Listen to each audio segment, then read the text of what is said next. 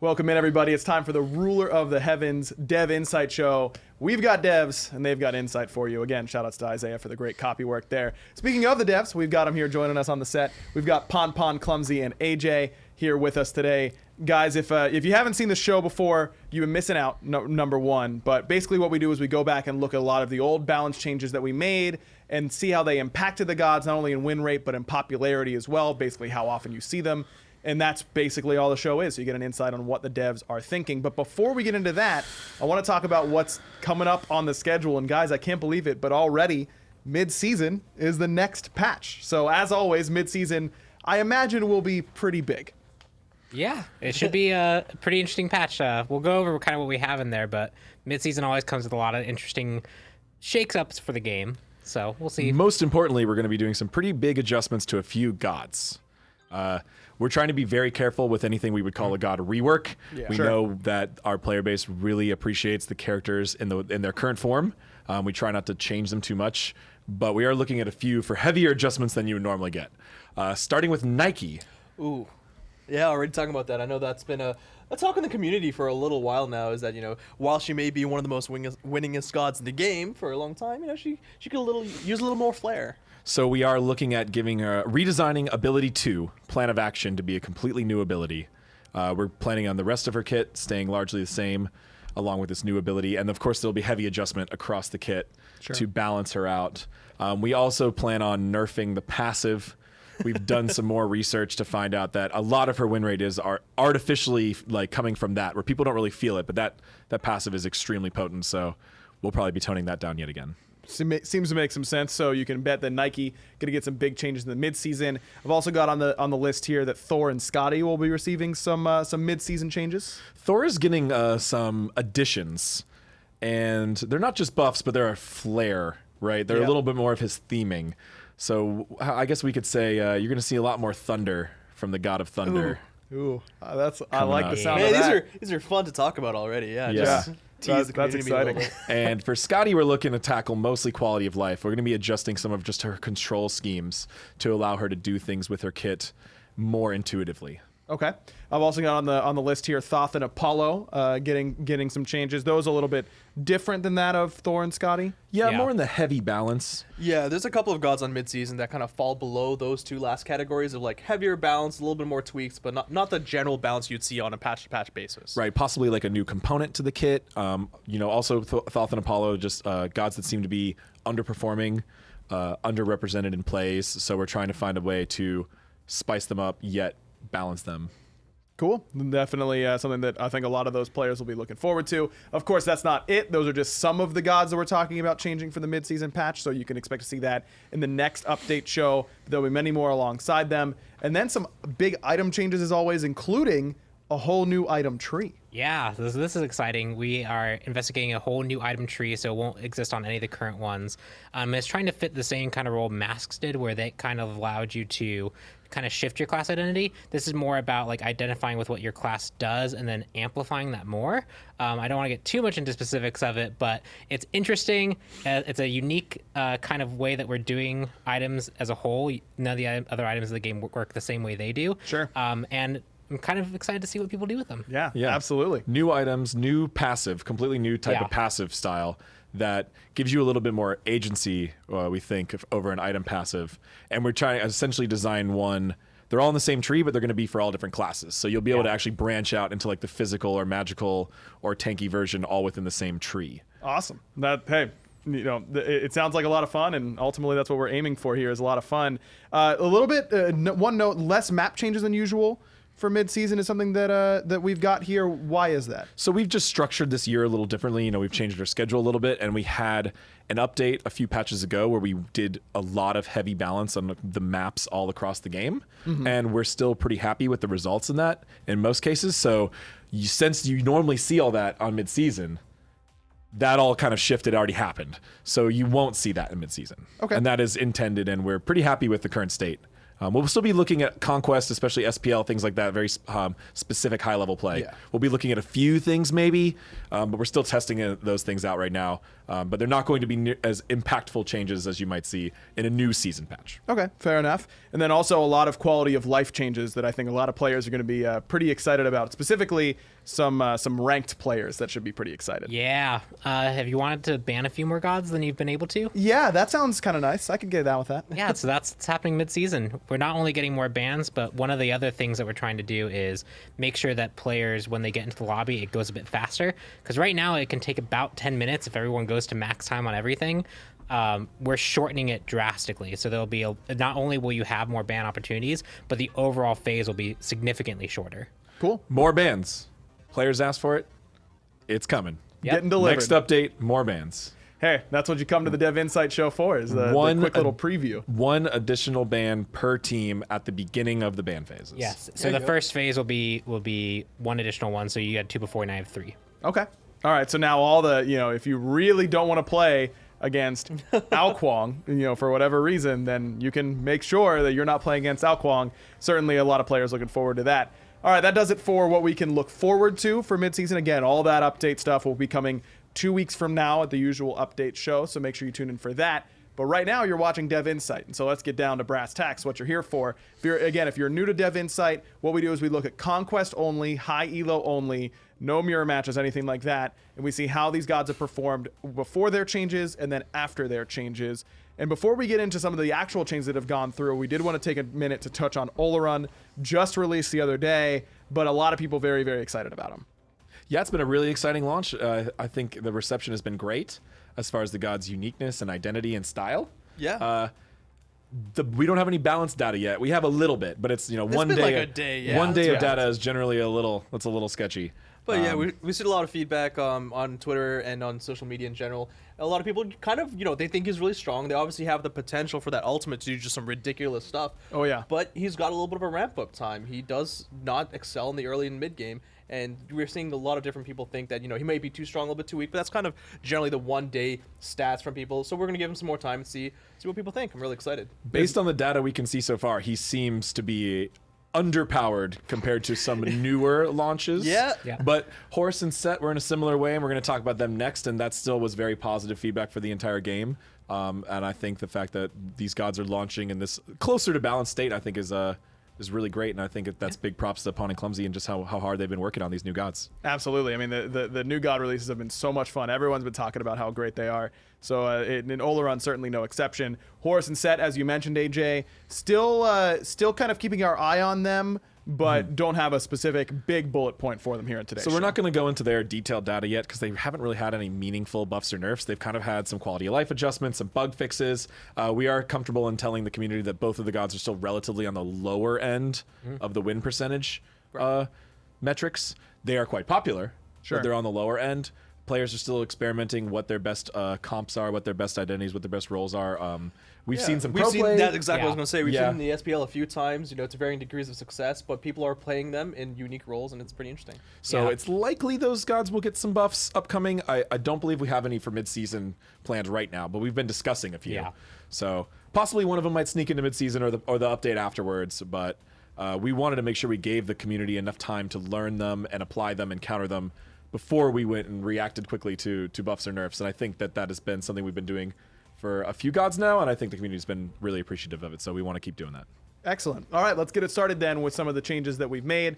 Aphrodite, first on the list. We changed some of her kiss bonuses early game, the back off slow, and Lovebird's cooldown. That's a lot of stuff that Aphrodite got, and a lot of people, I think, reacted accordingly, that they were very, very scared of what Aphrodite could bring. I've done this shout out a few times. The healer community in Smite is pretty vocal. Yes. We have a Yeah. group of players that play those types of gods and goddesses, and they show up in the comment section. So there was a lot of people cheering for this. I think the goddess has been perceived as outside of the meta for an extremely long time. Yep. And that's why we felt comfortable with such strong changes. So, but we also saw a lot of people that were worried about it. Yeah, there's a lot of concern about healer meta coming back in, or people being maybe there's not enough counters to if healers dominate. But overall, I don't think we've seen that too much. Aphrodite has definitely been a more popular pick, and healer's been a more popular pick. But I just feel like the counters exist there to kind of stop that. I think So the it's been counters interesting. existing is the biggest thing. Healer mains feel like there's so many anti-heal options in the game, and even though they don't get used every game, there's a lot available to you, and we think that's the right balance for them. So even if we buff healers, it's a little bit safer because we know that people can just start ramping up their purchasing of those items and relics. Absolutely, and you might need to once you see these numbers for Aphrodite. Yeah. She got a big bump here. Win percentage, she went from 57th best god in the game by win percentage all the way up to 14. That's a plus 43 change. And popularity even higher than that. She went from the 74th most popular god to the top 10, number 9, plus 65 on that one. So not only is there astronomically more Aphrodites out there, but they're winning a lot more too. So we've noticed that our Conquest players especially respond very heavily to patch notes. So you see this goddess was not that bad, middle of the pack before, but after a big patch notes update, huge skyrocket in popularity. Yeah, and because of the fact that she's raised up so high, and yet you're not seeing the bands of the frustration come out. I think that means that is a pretty successful change, right? We're not hearing people yell out that a healer meta really has arisen because of this. Yeah, that's the real danger of the change too, is watching out for that. So it is something that we're gonna have to watch going forward if people do develop strategies that are not countered by some of the counter options that you do have available to you. It is gonna be something we have to watch, but it does seem like the frustration has been pretty low for this change, which was going to bring a lot of frustration. So I ranked it as successful due to those points they just made. The goddess was out of the meta for a long time. We We gave a meaningful, impactful buff, which is what we intended. The goddess is much more viable now. There still seems to be plenty of ways to counter the goddess, and we are not. Her ban rate has certainly increased, but it's nowhere near like the top 3, top 4 gods. When you look at a ban rate chart, the first few are astronomically more than even like numbers 4 through 6. It's like, 20% of the bans is the first 3. So she's not up into that territory at all, which is really good, but we'll keep an eye out and make sure that doesn't keep climbing. And we have heard people describe, it depends on person to person, but people describe Aphrodite as one of the most difficult gods to play against. Oh, yes. So we want to keep that in mind, but it seems like as of right now that maybe the initial comments were overreacting to that a little bit than what we see in reality. All right, fair enough. We're not going alphabetical here. We're going straight to the spice. XBALANQUE next up on the list. I completely forgot that we were going to be going over XBAL here, and I'm very interested. Yes. Yeah. So we made it so his ultimate no longer stunned you. I hope you've been enjoying auto running during his ult, because I know I have. Look, there was a lot of discussion around this one. A lot of people were saying it wouldn't touch him at all. Some people were saying it hurt him a lot. I mean, Well, now you find out. it was pretty split. Yeah, Yeah. exactly. Do you guys have any comments before we go straight to the numbers on So just to throw this out there, this is something that from a design perspective we wanted to change for a while. Sure. Because it's very difficult to understand what's happening, especially from a new player perspective. We've seen lots of comments that are like, yo, what's this god that blinds and stuns everybody? That's insane. We're like, oh no, you can avoid the stun, and everyone's like, what? No way. That type of thing was it was an interesting effect, but it was really, really hard to visually convey. And this is one of the, I always like to joke, this is one of the longest running discussion points in the history of SMITE balance. This topic's been being argued about internally for years. And we tried to plan out all these different ways we could visually convey the idea. Instead, we were literally going to put a red light, green light, yellow light, like in his art. And we ultimately agreed that the blind is so impactful already. And if this change hurts him, we can always buff him in other ways. But a global blind is enough. That is a very impactful, very unique, very powerful. He's got his stim during that duration as well. So Yeah. there's He multiple gets different global things assist happening gold there. if a kill happens anywhere. Which I said a lot of these things on the update show when we adjusted him, but just to reiterate, we are very happy to finally make this change where XBALANQUE was consistently top ban, top pick, top popularity for a consistent amount of time, that he was able to sustain a change like this. Yeah, he was top 10 in both win and popularity.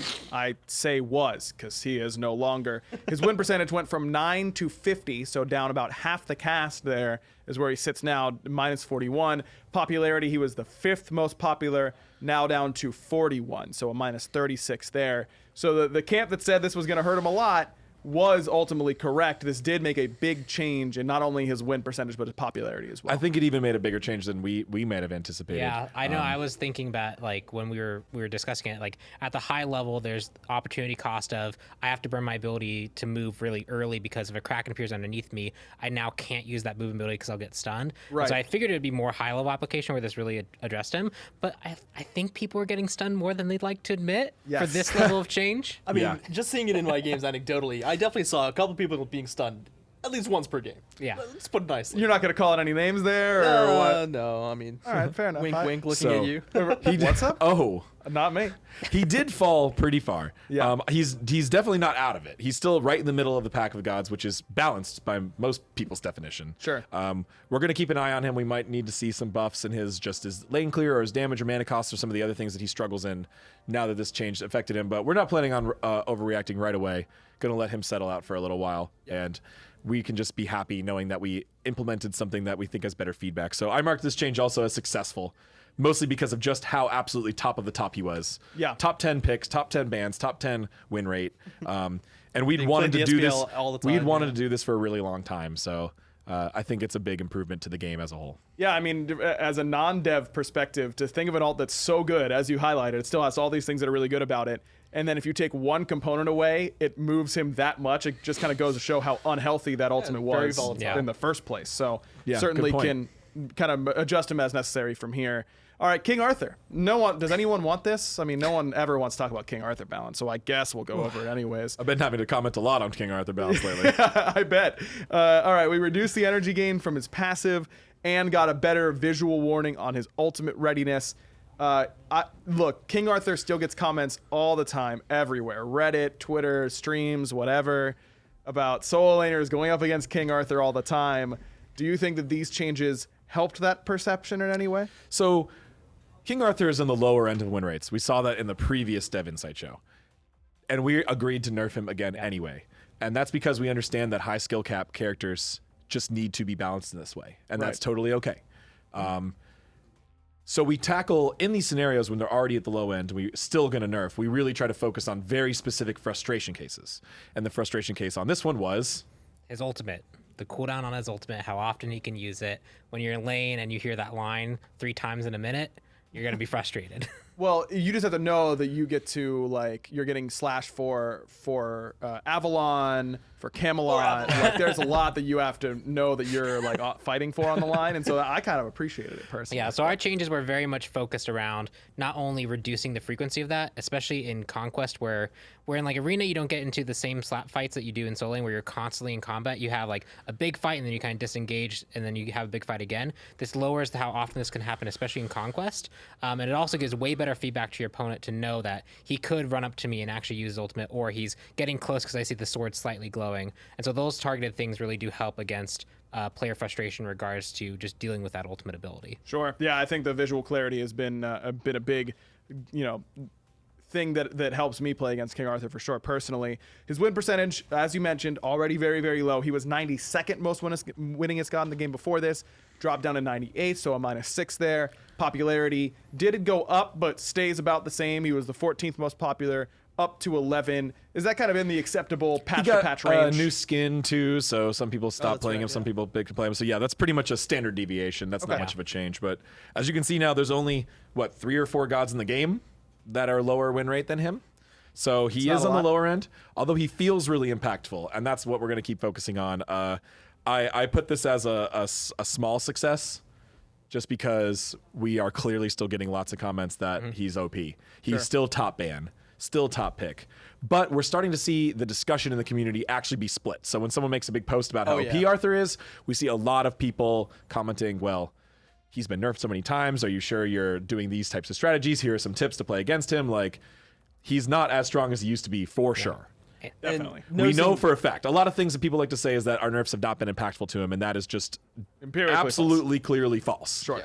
These changes have been impactful, but he still has some things he can do that other gods can't do, and that makes him difficult to play against. And noticing through SBL as well, there was the time where after his release, following King Arthur and Merlin as well, they were always the top 2 picking bands, without a doubt. Right. But recently, for the last patch or 2, he is no longer 100% pick ban. He's not. Sometimes he doesn't get picked or banned at all, which means that there's a good amount of counterplay. That's a very important distinction to make. That our changes have decreased his pick ban for sure in SPL, although not so much in ranked. But generally, our ranked players lag behind SPL by quite a while. So that's why when you mentioned that people are understanding the counterplay, I think that a lot of that, when they do see King Arthur in SPL, people start going Kamazots against him, and then you see that trickle down into ranked and through social media. It takes a while. Yeah. Yes, yeah, it's a process for sure. All right, next up, Merlin, the other one. Merlin again, I don't know. No one wants to hear about it, I'm sure. I'm kidding. Everyone always asks about these two. Merlin, Radiate, Frostbolt, damage nerfs, Dragonfire no longer prot shredded the jungle bosses. That was a big one for sure. But just like King Arthur, maybe even more so, there's still a lot of complaints about Merlin and where he is kind of in the strength meta right now. Definitely. A lot of discussion. We really tried to focus on, I was like, when we were talking about this particular change to Merlin, we were like, we want the community to go, okay, he got nerfed. Sure. We wanted people, so that was, we did 2 big damage nerfs on some of his core damaging abilities. But it seems that people still perceive him as very strong, even through that. So we're going to have to keep looking forward. I mean, the prot shred thing in particular, I think it's hard to kind of wrap your head around as a casual or semi-casual player.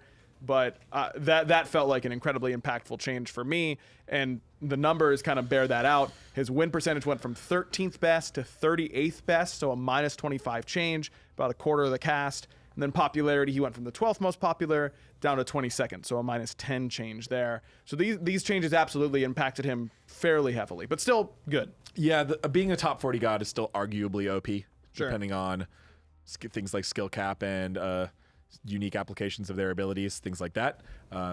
Now that we've taken away his protection shred of jungle bosses, that takes away a little bit of one of Merlin's maybe like team comp roles. He's still pretty good at shredding objectives. Yeah, because with Spirit of Magus and anything, he's a mage with a lot of take damage abilities. He didn't really need that on Dragonfire, so he can help with the jungle boss clear. He can't actually clear finish them off himself. You know, he's not the best mage at that. Right, To he doesn't secure have the good objective. secure. Yeah, not the good secure, but he's got good DPS. Great burn. Yes. Yeah, Right, so great DPS. I would consider this a small success.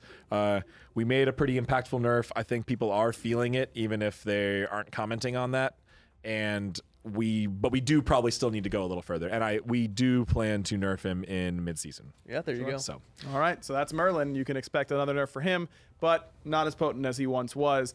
That wraps it up for our previous changes, but we've got a new cool segment that I'm actually very much looking forward to. We're calling it Smite Sleeper Picks. So put on your PJs because we're getting started. Look, what we're going to do in this segment is kind of highlight some of the gods that have low popularity but high win rate. So just kind of looking at gods that we know are statistically very strong, but the common public may not quite have that information for. right, and two common things always come up when we say Yes. this, which is people try to immediately invalidate our data. Sure. And that's not exactly accurate way to go about these changes. So people like to say these gods are only strong because only mains play them. And that's not really true. We've run the numbers on proportional to a god's overall popularity. They have a similar spread of player count from rank 10 to rank 5, etc. So There may be like 1,000 people playing Neath, and then like 900 of them are new players, 100 are veterans, and then you might go to someone else who has a much lower popularity, and they only have 100 players, but they have 10 who are mains, 90 who are not. That ratio is the same, they impact the same, and that's something that we see across the board. it's pretty similar. And you generally see, of course, like rank 10 on every god, the win rate gets better because players are better at the god. You see that kind of thing. There are small differences, but it's not super extreme. And as well, people also say like, oh, this is characters only doing well because you have such a small sample size. But we're using a relatively large sample size. You just have to trust here. We're looking at tens of thousands of matches that they're still the least popular gods, but it's significant enough to say that this data is accurate. Yeah. It's not like looking at one day of ranked only when there's only 100 matches or something like that, or even the first few hours, like some people look at sometimes if you use other tools. Sure. But for the sake of this discussion, let's just know that we have enough matches and that the mastery spread on gods is very similar proportionate to their popularity. Cool. We're not fudging the numbers. They're real. Trust us. There you go. Okay, let's start with Conquest. Kali. That's a good one right Oh, now. wow. She has the second highest win rate in Conquest right now, but just the 76th most popular. And this is a high MMR Conquest games as well. Yeah. So this goddess is extremely strong if you learn to play her well. Takes a little bit of reaction time and strategizing because she's generally described as late game. So you have to be really careful you don't give away the game in the first few minutes. Every time I think Kali's really late game, I should be okay, and then I get blink stun 2'd for half my health at like 7 minutes. 6 and minutes I'm of the like, game. What was that? Just even the amount of healing that she brings to herself with her 1 and her 2 lifesteal, and if she gets like a good ult kill off or like her passive triggers, like she can just stay out, which is just a huge advantage for like a jungler to have, just being able to stay out and fight. Right. Pon, give him the hot tip on using that Kali 1, that lead. Oh yeah, so Kali 1, the best way to use it is jump on low health targets because it heals you more. It heals them based off the amount of health they have. So jumping on tanks heals you more. You can also use that on objectives. So some of the camps that have higher health pools, so like the big buff or the oracles, you can jump on them to heal a lot more. And if you're in arena, you can use the siege minion because you can jump on that and you can heal to full health. That's a dev insight for Yeah, you. this is a big tip. Yeah. A lot of people do not use that. They just save it to escape, but you can use it to engage, or you can be fighting, spread out a little bit, and jump back on someone. Massive health swing. And if you land that damaging part of the leap, she heals herself a lot. Yeah, be greedy. Be greedy with Kali. Okay. All right. Cool. Good tip there. Also, here's a tip. Hades is good. Play him. What? Number 3 in win rate, right behind Kali, of course, as we all knew, and then right behind her in popularity as well. So Hades kind of bringing up the rear surprisingly, here. they're exactly one number off in both metrics. Yeah. That's Funny. cool. Hades is one of those gods that's been in the game forever, debatably strong or not. People don't ever really believe he's good. But there's a lot of Hades mains out there who do work, right? We were watching, Incon stream yesterday or something like that. He was playing some Ola run and then playing some ranked, and he kept getting a Hades solo in his matches that was carrying. Oh, I think I was watching those games too. Yeah, it was the same guy. He just kept playing Hades, and he was owning it. Hades is really good, and you have to be careful with how you apply him and which type of team comp you run him in. But if you play him smart, Yeah. God can be very impactful. You have access to movement, silence, some burst heal and burst damage, and a beads burner, which if they don't have beads, they're in a very bad spot. Wait, you're telling me that like a 2-second fear on a regular cooldown is like good? Or even silence. There's no just way. as Hold good. on. There's that. I don't think that checks out, but I'll trust you because, again, the numbers are right. All right, Guan Yu next up. Number 5 win rate overall, play some Guan Yu. Number 72 in popularity. Not that many of you were taking that advice. We went over Guan Yu fairly recently on the show as well. Yeah, another theme, at least with like Hades and Guan Yu, these are gods that we've repeatedly or recently buffed, but that people didn't really react to super heavily when we buffed them. So it's like that kind of happens, that kind of causes these results where these gods are doing really well, but people haven't really picked up on them. So Guan Yu, we buffed it. His passive used to stim one of his abilities one time, and now it's all of them all the time. Like, as long as that was you a stay in really combat. big buff. Yeah, when we made that change, everyone was like, "Oh my god, this is just busted." The first We're playtest. done for. The first playtest I remember, I had like a 3-minute fight at a Phoenix, dashing and through passive like the was entire on enemy the team. entire time. And I still have pro players tell me that this god has no applications, and I'm just like, I don't understand. This god is very good. Again, Certain opponents that you could just horse charge into, and you will guarantee a kill on one of their key DPS. this is Conquest high elo stats, so it's not like, it's going to be good Guan Yus versus bad players. Sure. These are good players all around, and Guan Yu is really good. Number 5 overall in win rate. So trust us on that one. Cupid next up, number 6 in win rate. 69th in popularity as well. Another god that just has a high win rate, low popularity. That's what Smite Sleeper Picks is about. Cupid is one of those gods that when you can pick him against the right team comp in particular, that Fields of Love can shut down so much mobility that it's really hard to fight into. His ultimate is very strong. Yeah. The god has pretty decent landing phase, pretty decent DPS. The buffs we've done over the time to give him that passive attack speed. Yep. He's got so a big. good strong dash that can help his team. I think this god has a lot of applications. It surprises me when people give us feedback like, "Oh, Cupid's not good for anything." He does a few things that other hunters just specifically cannot do. Yeah, like heal your teammates a like appreciable amount and like burst is just really good. Like that is just a powerful thing that your hunter can bring to the table. Yeah, absolutely. And those getting your Guardian poked out and then just tossing them some hearts in the early game and healing them back up to 75% health or whatever, let Guardian's Blessing take care of the rest. It's certainly strong. Another hunter who's been flying under the radar is Chernobog. Number 11 in win rate right now. Thank you, John Finch. Number 94th in popularity. This guy is starting to pop up a little bit more in SPL play, and for Yes. good reason. Yes, we are starting to see that, and maybe that'll influence the general player base a little bit more. Yeah, but I mean, at the same time, it's like 99% of the time Cyclone, Yeah, Cyclone Spin's pretty good at Right, all it gets the gods. banned, So. and then Chernobog's like his next pick, and then he starts fragging with that. And Chernobog's mobility through his ultimate is insane, and his versatility with his dash to immune himself and then dash and dash yeah, again. that ability is very strong. The god can do a lot of really cool things. So new gods, tend to be really popular, and then they drop off a little bit as more new gods come out. But this god is still very strong. So if you're not quite sure what to pick in the duo lane, Cupid and Chernobog, keep those options open. If there's someone you feel comfortable playing, you might have a good time. Yeah, absolutely. Those are two that you should put some time into because right now they're feeling pretty good. All right, let's talk about some non-conquest modes. We won't go quite as in-depth for some of these, but we know a lot of our players do enjoy playing some of the other modes. Guardians, they are good. Yeah. Play them. So, of course, we want to talk about Guardians because they're kind of unpopular in most cases. A lot of people don't necessarily immediately identify with wanting to tank or support or be that just true team player. And maybe that's what contributes so much to these stats, where you have a pretty clear advantage in Joust, Arena, or Clash if you pick a Guardian. Right. If you just have one, they're pretty much the winningest class in the game, or tied for it. So I'm also happy that we're doing this segment because we don't usually get a lot of stats or specific numbers to our Arena players or Sure. Joust players. So now you're going to actually see some, which normally we're only talking about Conquest. For this part of the sleeper picks, we're not. So let's look at some specific stats of a Guardian. That'll be Terra. I've got that right on deck for you here, AJ. Number 14 overall in win rate, but only 93rd in popularity. But she's not the only one that has a low play count, but very, very high win rate. Xingchen, Khepri, Kabrakan, Sobek, Artio, Geb. That's 6 other Guardians for you right there that are also performing very, very well in non-conquest game modes without a lot of picks going for them. And it was really hard to pick this list, actually, because, all of those gods had really strong win rate stats, Sure. but so Terra was actually the least played of that list. That's why Okay. I selected her for the sleeper pick. She is the sleeperest Of those. because there She's the are sleepiest, actually more gotcha. people picking those other gods. More to be sleepy listed. than Kumakarna. Kumakarna? Thanks, Yeah, Fonzie. there you How go. dare you? I know you used to be in the esports team. That's good work by you. But yeah, Xingchen, Khepri, Kabrakan, Sobek, Artio, Geb, and even there's a few more that are they're strong.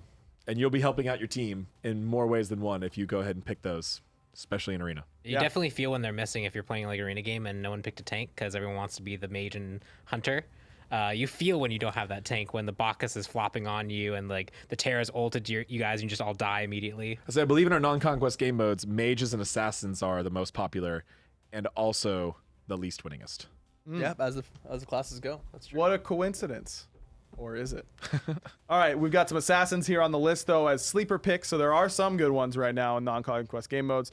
Number 23 in win rate is Hunbats, but only 72nd in popularity. Hunbats just got a big buff to him in Conquest that really helps him with his jungle clear, but may not have impacted his other game modes too much, but it seems like he didn't really need it too much there. Yeah, so assassins tend to be really difficult in these other modes. That's why the next gods we're looking at are assassins or all the sleeper picks. That kind of makes sense because... Yeah. Like I said, assassins are pretty popular overall, but I wanted to highlight the ones that seem to do the best in the non-conquest modes. And I believe there's one pretty obvious reason why we all think Hunbats does that, and that's that big team fight. Yes. Fear No Evil's pretty good. Yeah, turns out, it's pretty solid.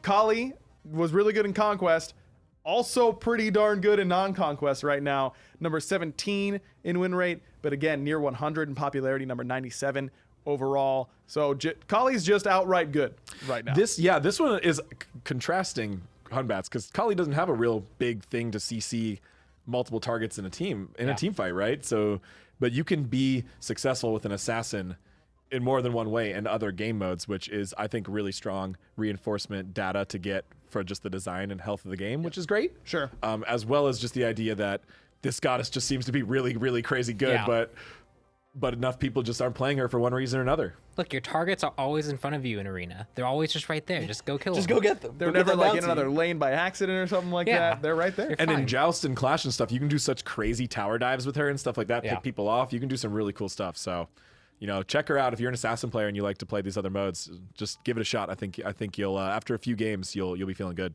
You should also be trying to play some Arachne because she is number 13 say that. Did we have to include this in one win rate? 13, I did. That's right. I did have to include this on No. this list because Conquest is a very different story of Arachne. No, not a sleeper anymore, right? Arachne is no longer a sleeper god. Arachne is now officially top ban, top win rate, and top play count. I believe she's like under top 15 or on all three of those things now. You see her in the SPL every once in a while as well. Like Arachne's being played in the SPL. Now we just have to see how many months it takes before the Reddit tier list puts her up there. Right. I'm guessing guessing she's on the bottom, right? Yeah, it'll probably be 2 or 3 months before they agree that she's actually good. Maybe longer, but we'll see. But in non-conquest, she's actually kind of a sleeper pick. She's really good still, but way less popular.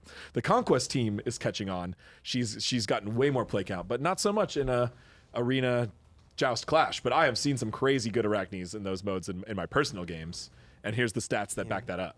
Keep her a sleeper. I don't want to see Arachne even more in my arena games. The real play is pair it with Aphrodite. Oh, so Arachne, no. Aphrodite. That is a common Kali play too, especially in arena, Joust, and That's actually Clash. what me and Guys, Caps do. this segment's going too far. We cannot be advising people to play Arachne. Not in Afro valuable comps. We content. can't be doing that, and there's no chance I'm going to let that happen. It's very good. So to get away from that as fast as possible, we've got Finch and Michaela on the desk to talk about some community stuff.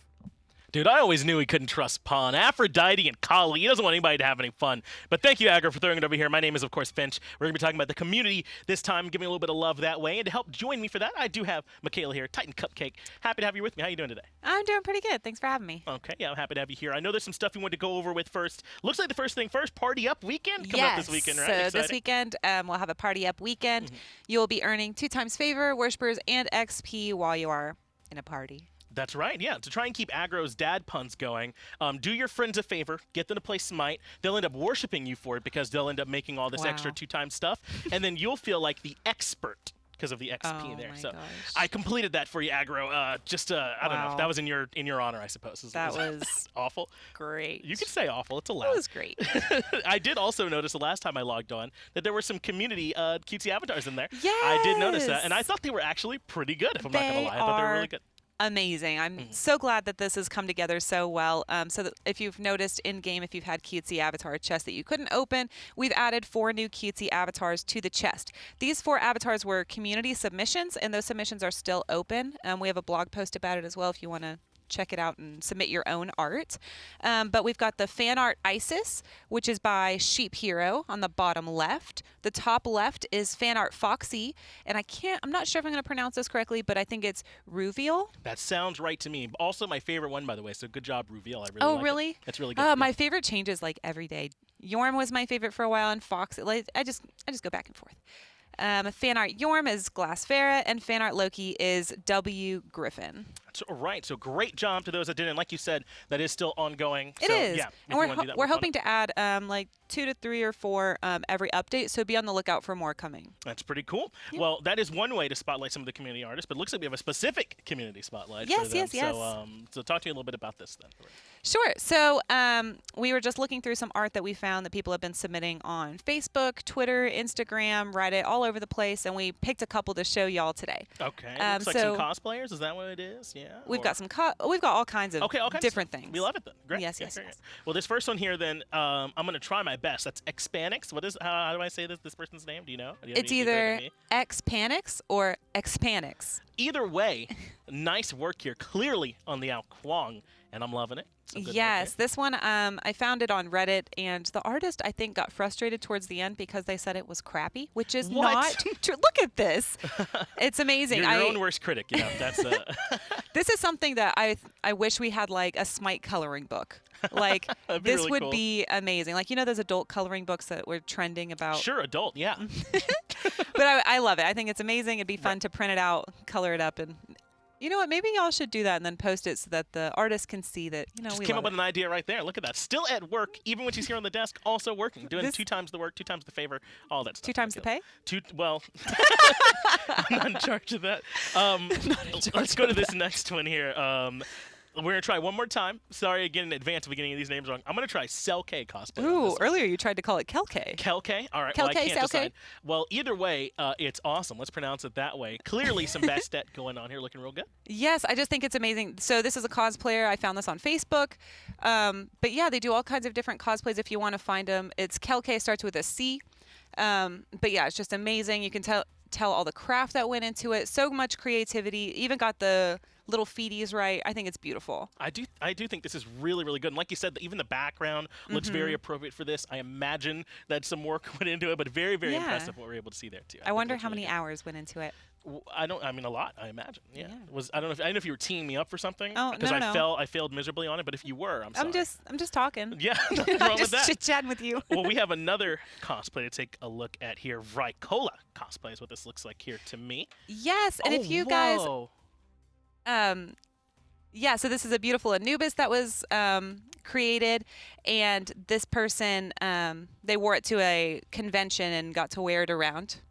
Yeah, this is at HORUS Expo where this ended up happening. So it looks really good. I really like it. A lot clearly went into this one. You can see like the fur and everything on this one. So yeah, really, really good. I saw a great Sobek the other day too. A lot of good stuff out there. Yeah, Keep a lot it up, of everybody. cosplays coming up. And if you remember from last year's HORUS Expo, this is the same cosplayer who did the Opwash who won the cosplay to HRX. So their travel was paid for to get over here. Awesome. So it's the same cosplayer with a new twist on a new god. Well, not a new god, but a new cosplay. Yeah, they're doing a different god from last time. Thank you. I'm right there with you. I Okay, appreciate that. Well, then that's awesome. You want to make sure you can make your way towards HORUS Expo then, so you can maybe try and hang out with some of us and some of this other fun stuff. And in the meantime, of course, there's all that cool stuff that's going on right now, like those, cutesy avatars and all the other stuff to enjoy. And the Party Up weekend. That's right, Party Up So weekend a lot happening going as on well. right now. You want to party up? I know you want to play some Neath. Yeah, I would love to play Neath. Bucket Neath, to be exact. That's right. It's a good one. I love that one too. Well, thanks for joining us here, Michaela. We'll get it back over to Aggro. They got some more to do. Thank you very much, guys. That's right. We're going to do a little Q&A session here in just a moment. But first, we wanted to give you guys an update on some of the patch day issues. Guys, Merlin and Set temporarily disabled. What's the update on them? They were ticking their tick damage abilities more often than intended. So unfortunately, it's an issue we've had in the past.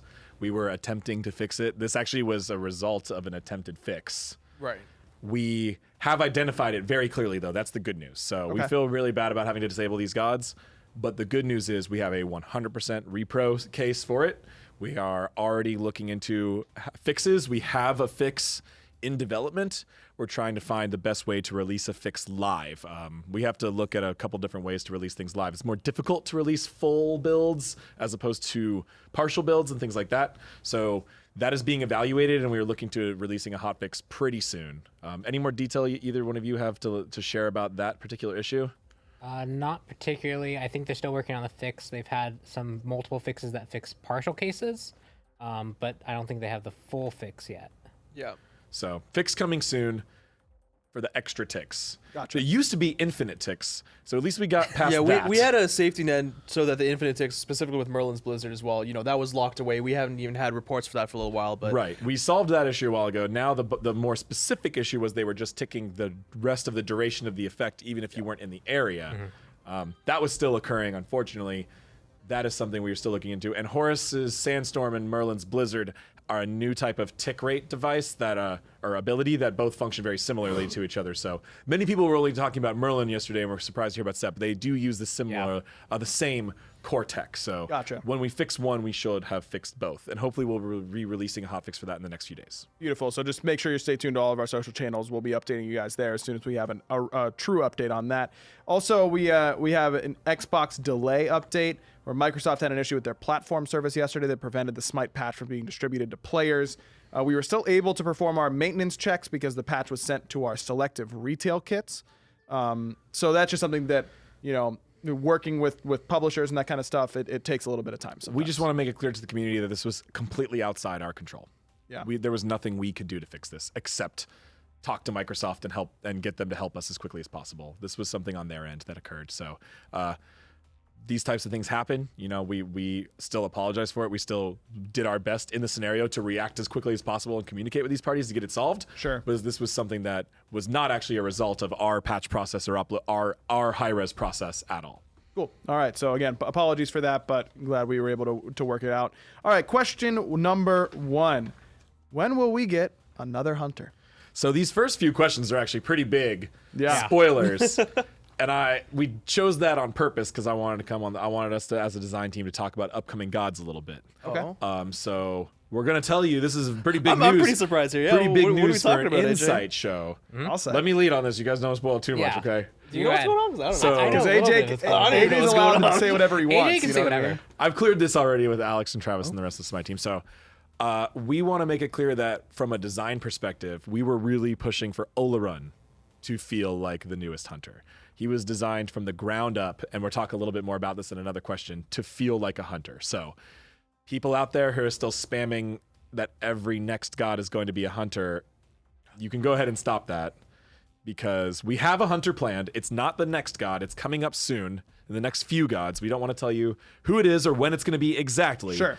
There is another hunter planned up. It's relatively soon, but Olarun was kind of intended to fill that hunter role in a unique sense because a lot of people want unique hunters. We were trying to do that through him. So we hope that the ADC players out there are having fun with him and can find that to meet their expectations. But the next god immediately coming is not a hunter, so I've kind of seen this everywhere. Hunter, hunter, hunter, hunter, hunter. So there's already one planned. Just let us go with the flow, and you'll get one soon. Yeah, that's you got your hunter, guys. It's Olarin for now. But And the next another hunter one- we're really hyped about, and Yeah. this hunter is also we're striving very hard to make sure it's a unique gameplay character. Cool. But I don't want to reveal any more than that, except that Sure. Ponpon's already working on it, and You I'm want to, really but you stoked can't. about it. Right? Yeah. Fair enough. I want to, but I can't. Yeah, that- all things in good time. That's right. That's right. All right. Question 2. What happened to the god tease at HORUS Expo, the one that will threaten the existence of all the gods? So we did a new thing last year where we revealed some gods by name and some more vaguely for very far into the future, which I think we thought it was really successful. It was really good. Yeah. A lot of people got really excited about that. If you were only excited for one god or two of those gods, at least you knew when they were coming and things like that. It helped you really be interested in SMITE no matter which god you were most hyped about. However, one of the downsides of announcing things so far in advance is that sometimes plans change. So the Destroyer God, as people have been calling it, the one that was the very final one on the list, has been changed in the schedule. So as far as what was in that trailer, we've seen all of those gods except the Underworld and the Destroyer. Underworld is still the next god coming to SMITE. So after Olarun is the Underworld. Okay. So be prepared for that. That's still correct. However, the Destroyer is not after that. It's going to be moved until sometime, looks like middle of next year or maybe later. And we are going to have a couple mystery gods then in between before we can release this kind of teaser again at HRX for next year. So I believe you're going to get the Underworld god and then one or two that were not spoiled in this trailer. And then around HRX, you'll see the new one for next year, including the Destroyer's new location. And just to add one more thing to that, I want to tell the community that the Destroyer god is not Shiva. Everybody keeps saying it's gonna be. I just want to make sure like the community doesn't fool themselves into thinking it's true, because that kind of thing happens. If enough people lie on Reddit, people will start to believe it. So people are already stating it like it's a fact. It is not and a it's fact. certainly not a fact. People were going off a very, very, very small, vague teaser and trying to pick one god that seemed to make sense with it. That is not the god that is coming. So just wanted to clear those things up so we can get really excited about the next few gods and not fool ourselves into thinking there's something they're not. Sure. Nice try, Reddit, but not this time. All right, we got a question here from Alfurious Lives. When designing a god like Oleron, Kronos, or Sol, does the development process change from if they were a hunter to an ADC mage? You can talk about this most. Yeah, so the development process changed from if they were a hunter to an ADC mage. Well, obviously the biggest thing you're going to have to start with was the fact that they're not going to be using physical items. As simple as that might sound, that's going to definitely change a lot of things because you have to worry about the scaling. I think we learned a lot. Actually, it's been a while since we've done an ADC mage. Well, the last one was Sol. Yeah, so I think this question kind of asks two things. One is, what is the development like for Mage ADC? Yeah. And two is, do you ever change a god's magical physical typing in this regard? And I would say that's extremely rare. We've only done it once in like the last 20. Longer than that, yeah. Pretty much never. So the way this question is phrased, like, does the development process change it if, like, did Oleron start out designed as a hunter and then we made him magical? That is not at all what happened. Yeah, sure. He was always designed 100% from the very beginning. We thought it made more sense to be magical, and we designed him as a magical ADC the whole way through. Yep. We don't usually change gods that, like, generally that results in their core lore and artistic flavor, so it's really hard to change that back and forth. It just doesn't make sense on most gods. Yeah, the only time we did change it was specifically because it didn't feel like it matched. Right. We were trying to force a physical type onto a god that just didn't make sense to. Yeah. So then why don't you talk about a little bit more just about the process of developing a Mage ADC? Well, yeah, it's been a long time since we've done a Mage ADC. I think the last one was Sol. So when we were going back and like brainstorming ideas for Oleron, we had to make sure that because he doesn't have access to physical items, we had to ensure that, you know, his early levels and his late levels, what really made a hunter, right? And we find ourselves asking that question a lot. A little bit comes with the basic attacks and their in-hands, right? Oleron, that's why part of his passive is a 5% extra scaling, because when we look at things like his dual lane laning phase and items like Hunter's Blessing, we have to make sure that it's going to feel fair. There was actually a time where, you know, he had 20% scaling, or we even went a little bit higher. But you know, finding that balance between that to make sure he feels fair in lane and he doesn't outbox hunters in their role, or he doesn't feel extremely weak, right? Kronos, Sol, and Freya, they all have extra ways in their abilities or in their kit to enhance their scaling. And Oleron had to get something like that as well. On developing his different abilities, we also wanted to make sure that we felt true to feel like a hunter. One of those things was, you know, just the crit for the passive. I think that was something unique for Oleron. For an ADC mage, there's nothing quite like that out there, which emphasizes his extra scaling as well. It kind of contributes to that. We designed his abilities to complement a hunter playstyle, so he doesn't have a really good easy AoE damage effect. His only one that like pierces, which is a line but can be body blocked. Stops on God, stops on walls. A lot of people have asked that question. His circle effect is a stim first. We knew we needed a kind of stim, but we wanted to do something new and different. I think we really succeeded on that. Yeah, and actually the ultimate was heavily designed in the idea of a hunter. We wanted to feel like you were in the Matrix when you pulled this off. And like you were moving faster and shooting all these bullets in this cool type of shooting range while your opponent was like, ugh.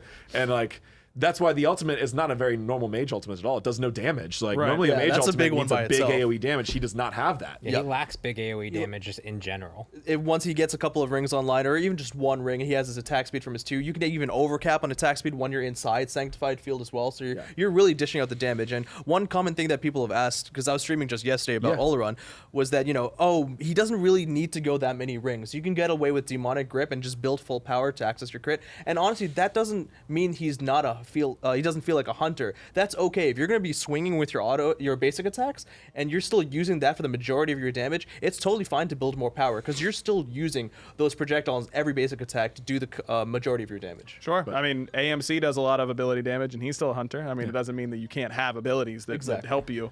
So I think that definitely makes a lot of sense. All right, next up, High Lord Dalanos asks, when are we getting CC nerfs? This is an interesting question because this was like a very common complaint about Smite, but it was a while back. We haven't heard it in a while. And then when we asked for questions, we saw it come back up again. So I thought it would be a good time for us to discuss as a team the role CC plays in Smite and whether there's too much of it or not enough of it. And in my opinion, Smite's designed based on action. We are an action game. We make a lot of decisions that maybe other MOBAs or other competitive games don't. And what that has resulted in is a lot of mobility, a lot of skill shots, and what complements that really well is also a lot of CC. Yeah. But those CC have to be part of the same type of rules, like CC as skill shot CC. There's very few CC that's super easily confirmable, right? And that's super important to our game. And currently I feel like between the introduction of CC reduction and the way relics and beads work over time and the way ultimate CC immunity works over time, that our balance in Smite between CC and counterplay to it and just juking and dodging it is pretty healthy right now. Yeah. How do you guys feel? I mean, it also serves just the kind of purpose of breaking up the gameplay feel. Like when you're in the laning phase and you're just trying to poke and get and like avoid poke, that's one feel versus when you actually confirm something, you're like, okay, I need to now decide, do I go all in on this confirm or do I hold back and just try and continue to go for poke? Those kind of decisions are kind of integral to like knowing what your character can do, what you can get away with, and it just breaks up the pacing. So I think the only scary thing that comes with CC is if there are too much or there aren't enough answers to CC. Right. And I feel like we have a good balance of that as well in Smite. Diminishing returns exist, which I think is really important. I've played a couple of other MOBAs where there is actually no diminishing returns, and that feels actually insane. Also, crowd control reduction is a stat you can buy against CC, and you can see that littered on a couple of items, and it's actually really good. It feels like an invisible stat because you don't get an immediate visceral bonus to your character, but it's still a really good stat. Yeah, and I love the point Pon made because one of like the most exciting aspects in Smite is when you're playing with like a team of people you've never met or communicated with, and you just kind of click. Yeah. And the CC plays a huge part in that. It gives you signals to your teammates. Oh, it's go time. Like I just CC'd the enemy mage or hunter. Follow up. And when you have a team that doesn't follow up, the CC is not very powerful in Smite by itself. You still rely on your team. Even if you're someone like Neath or something like that who can hit a pretty hard CC and deal a lot of damage, you got to follow up. And that's something that feels great in the game. That's something that adds these big, impressive moments and also moments of tension. You have to be a little bit more worried and you have to care about your positioning, even if you have a mobility skill, because if you're getting you see the enemy Ymir with blink, you're like, uh-oh. I'm scared. I got to pay attention. And that is exactly the type of strategy and stuff we like to see in the game. And like Ares ult, like why some people meme it, you can get out of it too quickly. Like that moment where he has like all 5 people, you're like, okay, are we going to pull anyone? And you all have to, everyone's just watching that and seeing, do people have their beads? Like that's a cool moment. Me with my Scylla ult. So please? Yeah. So we are not planning any CC nerfs to answer the question more directly. Fair enough. All right, this one should be nice and easy. At Mesa Demon 149 asks, when will you be updating the skins in the Mixer store? In the mid-season update. Beautiful. In the mid-season update, there will be the 3 that are existing historical exclusive skins you'll be able to buy with your Mixer points. Those will be changed. Okay. The Kabrakan reward is still staying the same for the foreseeable future, but perfect. 3 different skins will rotate into there. At BrayBrayMK asks, when can we see more Japanese gods? Haven't seen one in a long time, along with other pantheons that haven't had love in a while. Always happy to reiterate that our god process is not driven by pantheon. Right. It's pretty much not a discussion when we're planning new gods. We are looking for visual diversity, which sometimes pantheon differences can provide.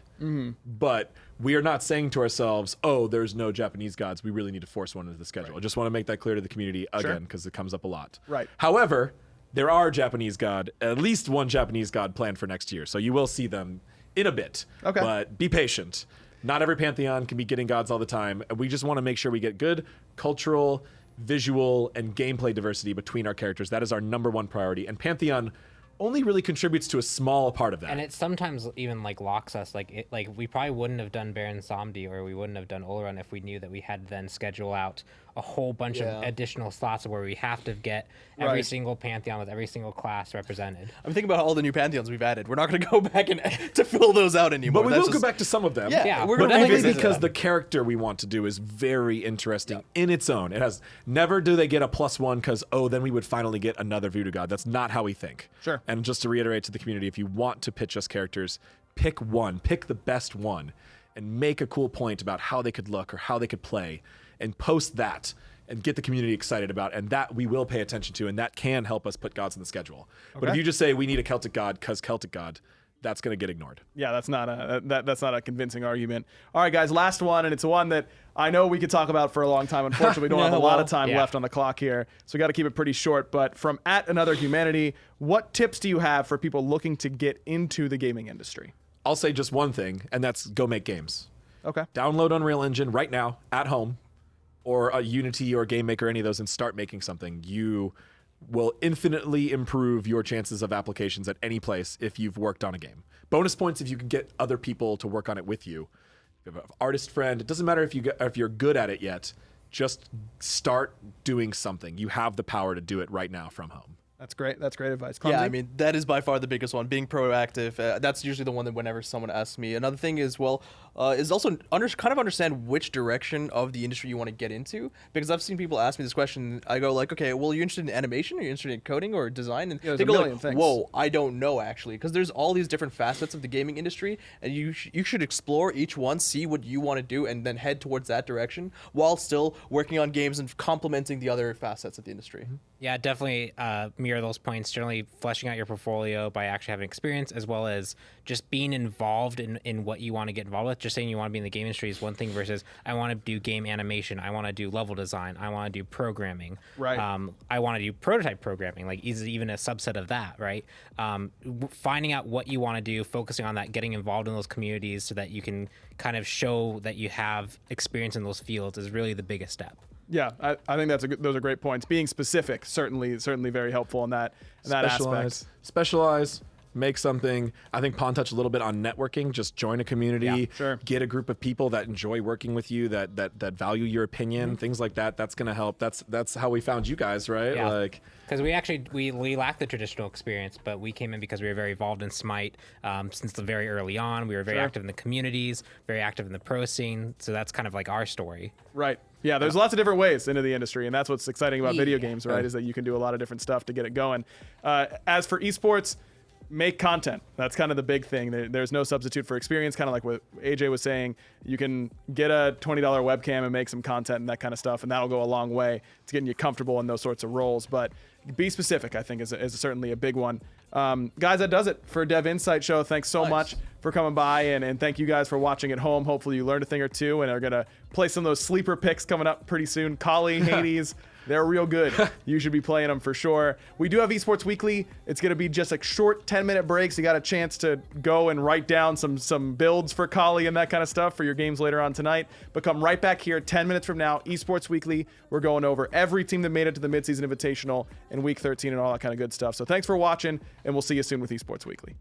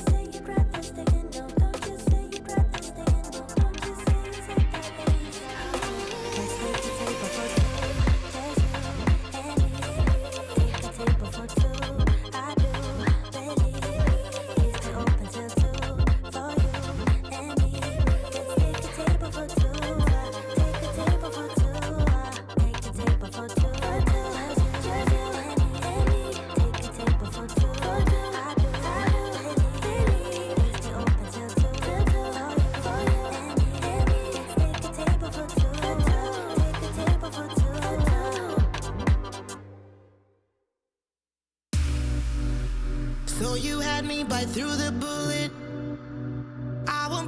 second fiddle with you. You look away just when they pull it.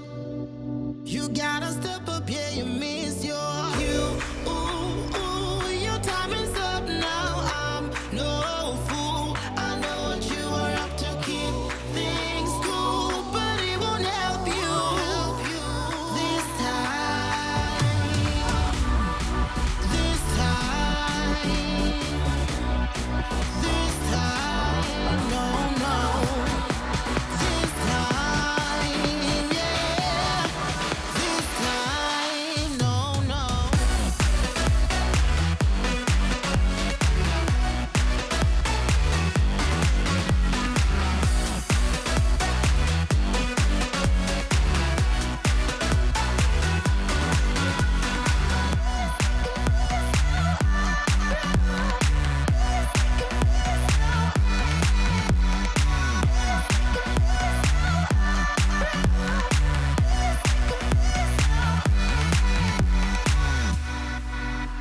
I had your back when they were on ya.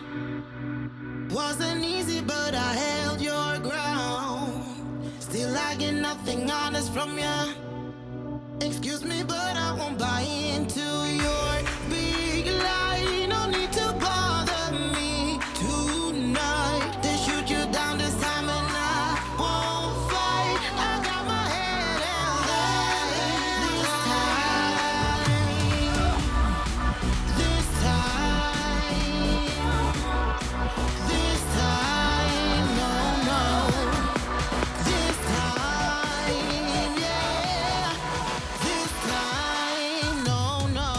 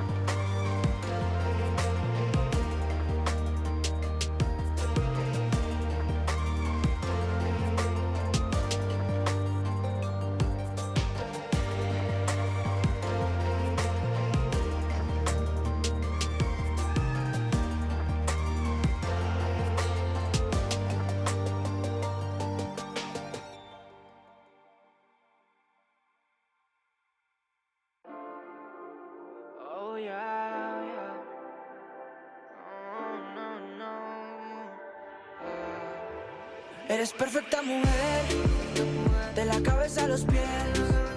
Tú pasas de mi nivel, tú tienes el piquete. De la forma que tú besas, mami, más simétrica que un origami. De la forma que tú besas, mami, más simétrica que un origami. Eres perfecta mujer, de la cabeza a los pies. Tú pasas de mi nivel, tú tienes el piquete. De la forma que tú besas, mami, más simétrica que un origami. De la forma que tú besas, mami, más simétrica que un origami. Amarte es mi maña, que lo que toca mi mano se daña. Pero amor es lo que dicen, como un color entre los grises. Yo nunca te fallé, tú no eres cualquiera. Tú eres la mujer, mi corazón anhela. Pasan por ahí todas esas poses que tú conoces. Gracias a mi mujer, ni tu amigo, pero en vivo solo contigo disfruto el show, bebé. Alright, cita, dime pa' dónde vas, que yo te caigo donde sea. Eres perfecta mujer, de la cabeza a los pies.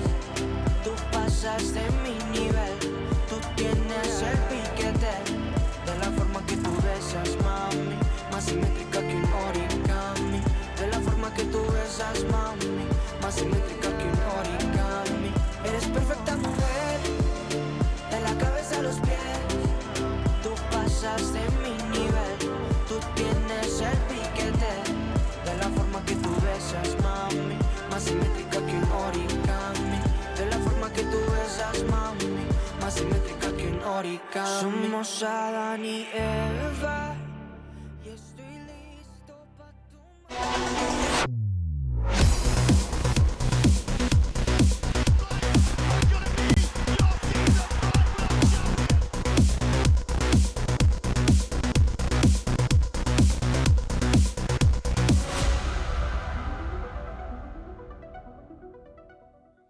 Welcome in, everybody. It's another edition of Esports Weekly. I'm Ryan Bailey. I'll be your host as per usual.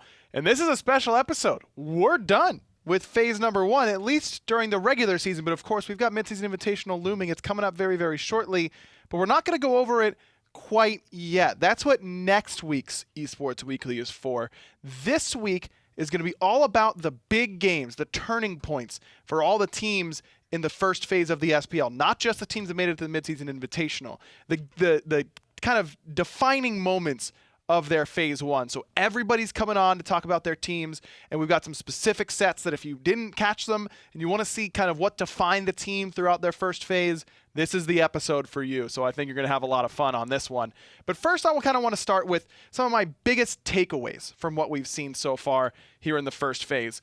Number 1 is that teamwork still is the best way to win in SMITE, in the SMITE Pro League. You look at some of the teams that are of star players, and they're all doing very well. I mean, Dignitas is doing great, Pittsburgh Knights are doing great, Team Rival are doing great. I'd say those are the 3 teams that everyone looks at as far as star-studded rosters go and just the individual talent level of players. But even then, these teams have struggled at times. They've looked a little bit lost at times.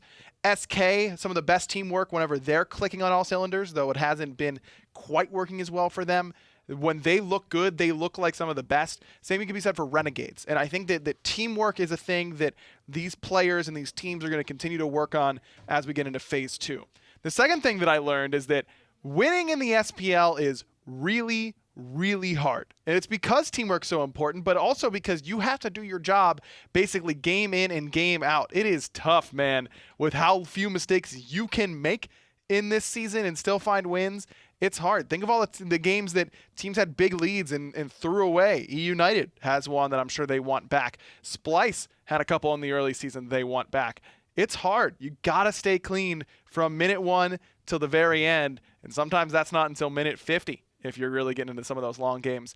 And the third thing that I learned is kind of similar to those, in that Objective Secure in particular has been hard to come by so far here in the first phase. The meta's kind of developed to this point where a lot of teams are just going in and buying upgraded frenzies and just throwing caution to the wind. And if we get fire, we get fire. We'll see what happens. We'll see how it goes. and they're winning them the majority of the time, and certainly the odds are in their favor. But so many stolen objectives so far this year. How many top plays have there been where it's just stolen objectives? Once MSI comes around and Phase 2 starts, start seeing some objectives secure. Maybe pick an Isis or a Scylla or other gods that can secure really, really well. So I'm going to keep an eye out for sure in the second phase of the SPL. But first, we got to keep going here on Esports Weekly. And as I mentioned, top plays, a lot of them have been objective steals. This week, not really the case. Just some sick plays for you here across the board.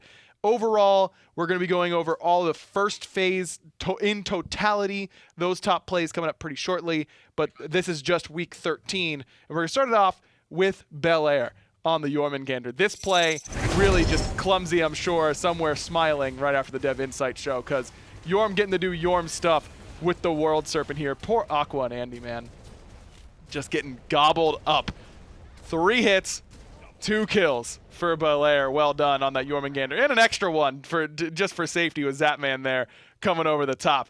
Number 4, it's Panda Cat just kind of Heboing people. I mean, look, it's a triple kill. It's probably going to be on top plays. It's a great play by Panda Cat. But this is what Hebo does to you, man.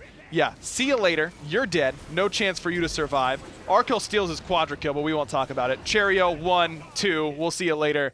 And then the poor Funballer here, man. 792 for Panda Cat with a clean triple kill on the Habwa en route to a rival route, basically, in that set. Number 3, speaking of rival, PBM makes a nasty Terra play here, man. Body blocks Dardes with the Monolith, sunders him, body blocks him again, and then sets up Twig for the overhand smash. Got to give some support love out there when we can. That was a great replay there from PBM. Number 2, Cyclone Spin has been Splice's best player so far, even with Baskin there, IMO. But this play is just absurd. He really goes for broke here on this Gold Fury. This is with Kabam filling in for Baskin and is able to 1v4 steal it with Chernobog, another clumsy god, by the way, showing up on top plays. No surprise there. Great play from Cyclone Spin, but it did not top Funballer and his turnaround on her, really giving Arkill the business right here. I mean, he starts this fight out really low. A sick beads by Arkill, and it's still not enough because Funballer's got that one in the bank. And he's looking nice doing it. It's on her with a top hat, you know. He's looking good. What can you say? Impressive stuff there from Funballer. Renegades ultimately not winning that set, but still an impressive showing from him. Let's take a look at what you may have missed in Week 13 because it was a jam-packed week. Monday, Tuesday, Thursday, Friday, full schedule of the SPL. You missed a lot, mostly of Splice looking pretty good, though they did lose to Pittsburgh Knights. But again, Baskin wasn't there for that one. Dignitas end up falling short to E United. A little bit of a difference on the schedule there. Apologies for that, but Dignitas do end up falling to E United in that set as E United mounted an incredible comeback in that one to close out our first phase. A great note to end on for them. Not so much for Dignitas. That may be one of those key sets for them that we'll talk about in just a little bit because it impacted the standings so much. Rival now up on top. They are the only one-loss team through the first phase. Pittsburgh Knights, Dignitas, E United, Splice, all up there. Now, Pittsburgh Knights have the better plus-minus, so that's why you see them at number 2 overall in the standings. But for seeding, it goes up by head-to-head first, and Dignitas has that one over the Pittsburgh Knights, I do believe. So it will be Dignitas as your second seed going into the mid-season invitational this time around. But as I mentioned, this show, there's going to be a lot of kind of skirting around MSI. Don't worry about that too much. We're going to be going over MSI predictions next week. This week is all about looking back at the first 13 weeks of play and seeing some of those deciding sets, the character moments basically for some of these teams and what kind of set them along the path of success or failure through the first 13 weeks. So make sure you get set, stay tuned. It's going to be a great Esports Weekly for you as always, and we'll be right back starting off with Taco talking about Splice and Luminosity.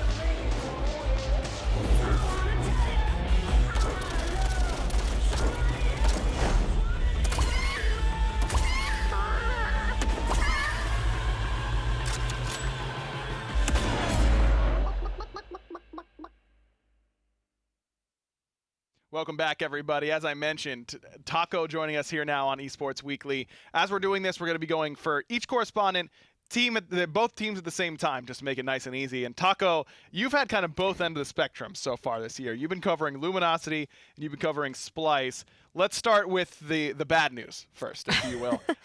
Luminosity, what would you say has been their defining moment of the season so far?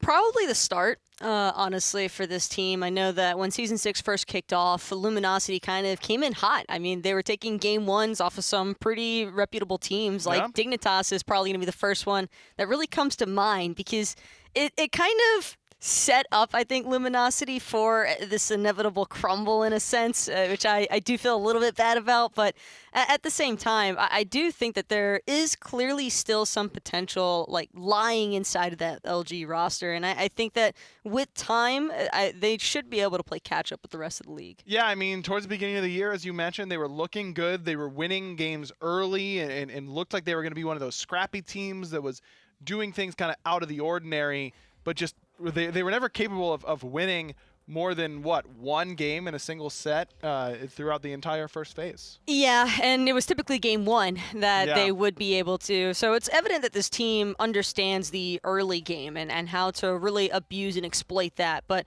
where I think that Luminosity kind of struggled as the season continued is, well, as always, the teams are just going to catch up. There's usually a competitive meta that begins to take place. We even saw the tail end of that, I think, right around the mid-period of Phase 1.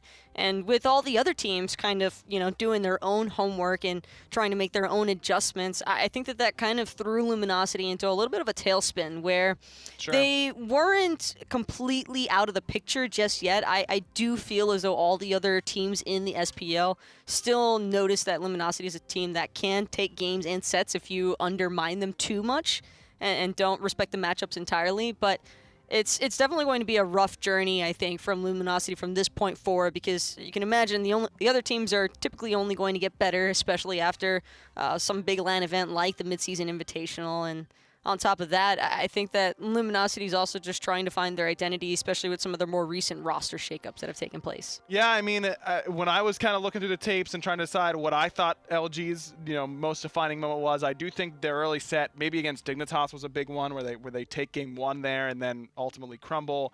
Then after that, I was thinking maybe it's when they switch Joshi and Oceans, but that doesn't really go well. Maybe it's when they pick up Lasbra, but that didn't really go well. What do you think that they can learn from some of these big sets that they played this year?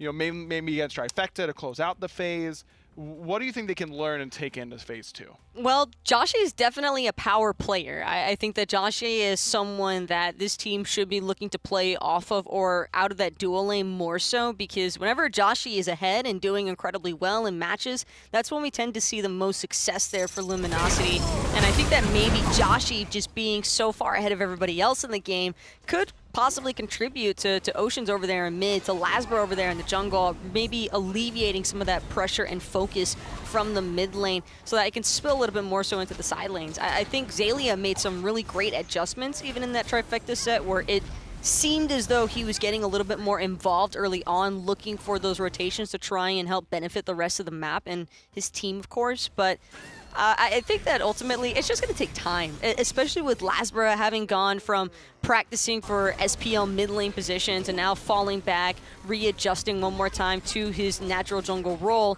Sure, the guy's familiar with it and familiar with what he's meant to do there, but it's not the same necessarily going from competitive level of mid lane into competitive level of jungle. It's two different types of practice that you're getting essentially. Certainly a struggle so far for Luminosity, but they showed some promise in what they can do in their squad. Let's talk about on the other side though of Splice and how good they look towards the back end, but a ton of changes going on for this team. I mean, you have a slew of games to choose from, I'd say, as far as their defining sets go. What were some of your moments that I think stood out in Splice's Phase 1? Well, I think the most obvious one is going to have to be that Space Station versus Splice matchup. The more recent one immediately after that Sino change, where we got to see the adjustments from both of these teams. And I think that for Splice, that was just a huge boon of confidence gained for the team when they were able to reverse sweep Space Station. Because games 1 and 2, it really did look like that set was going to be hugely in Space Station's favor. And then out of nowhere, it felt like Splice are just able to kind of just overtake Space Station. And they just put the brakes on him instantly. And I think that it kind of goes to show that even though this isn't the guaranteed Splice roster as of yet, I mean, it is still up in the air whether or not Baskin's going to actually choose to stay with this team. Right. But I think right now it's still pretty evident that this is a roster where I think as long as you throw in a solo laner that knows what they're doing, you're going to find a lot of success with this team. The proof's in the pudding, man. They've looked like the best team in the league as of late. I mean, they've been running really hot, and I think that's a great selection, that Week 11 matchup up against Space Station. And that was even before Baskin joined in, who has really added a whole new fold to this squad and what he's been able to do for this team. He has a slightly different god pool. He's playing a lot of Amaterasu, not a lot of other solo laners are. But his team fight presence is just really, really impactful. Well, I think that's one of the more fun aspects of Baskin, though, joining this Splice roster, is that it doesn't feel like Baskin's playing for himself in the laning phase. It feels more like he's just trying to complement whatever it is that Splice is intending to focus out, whether that's team fights, objective play, or even just pick-based compositions. Baskin's able to kind of fulfill that utility role for the team. And I think it also kind of is obviously stated, but it definitely helps, I think, that Baskin is there with Scream, because those two already had some pre-developed synergy, having been playing in that SMITE minor league with Armada for a long time. And so for them to essentially just be plug-and-play pieces for Splice, I think that's probably the best that Splice could have asked for in that situation. Without a doubt. I mean, Venenu looks like a whole new man again. He's playing very well in the mid lane. Scream looks like he's never lost a step going back into the jungle. And Splice looked like they might be able to take the Mid-Season Invitational all to themselves. Tucker, thank you so much for joining us and talking about your two squads here in Phase 1. On the other side, we've got Anatoly to go over a tumultuous season for both E United and the Renegades. Long have I been content to simply bear witness.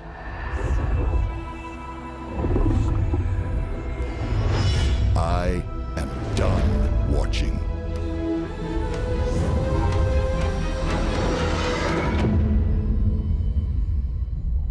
You do not know me, but you will. I am Olympian, and I am your king.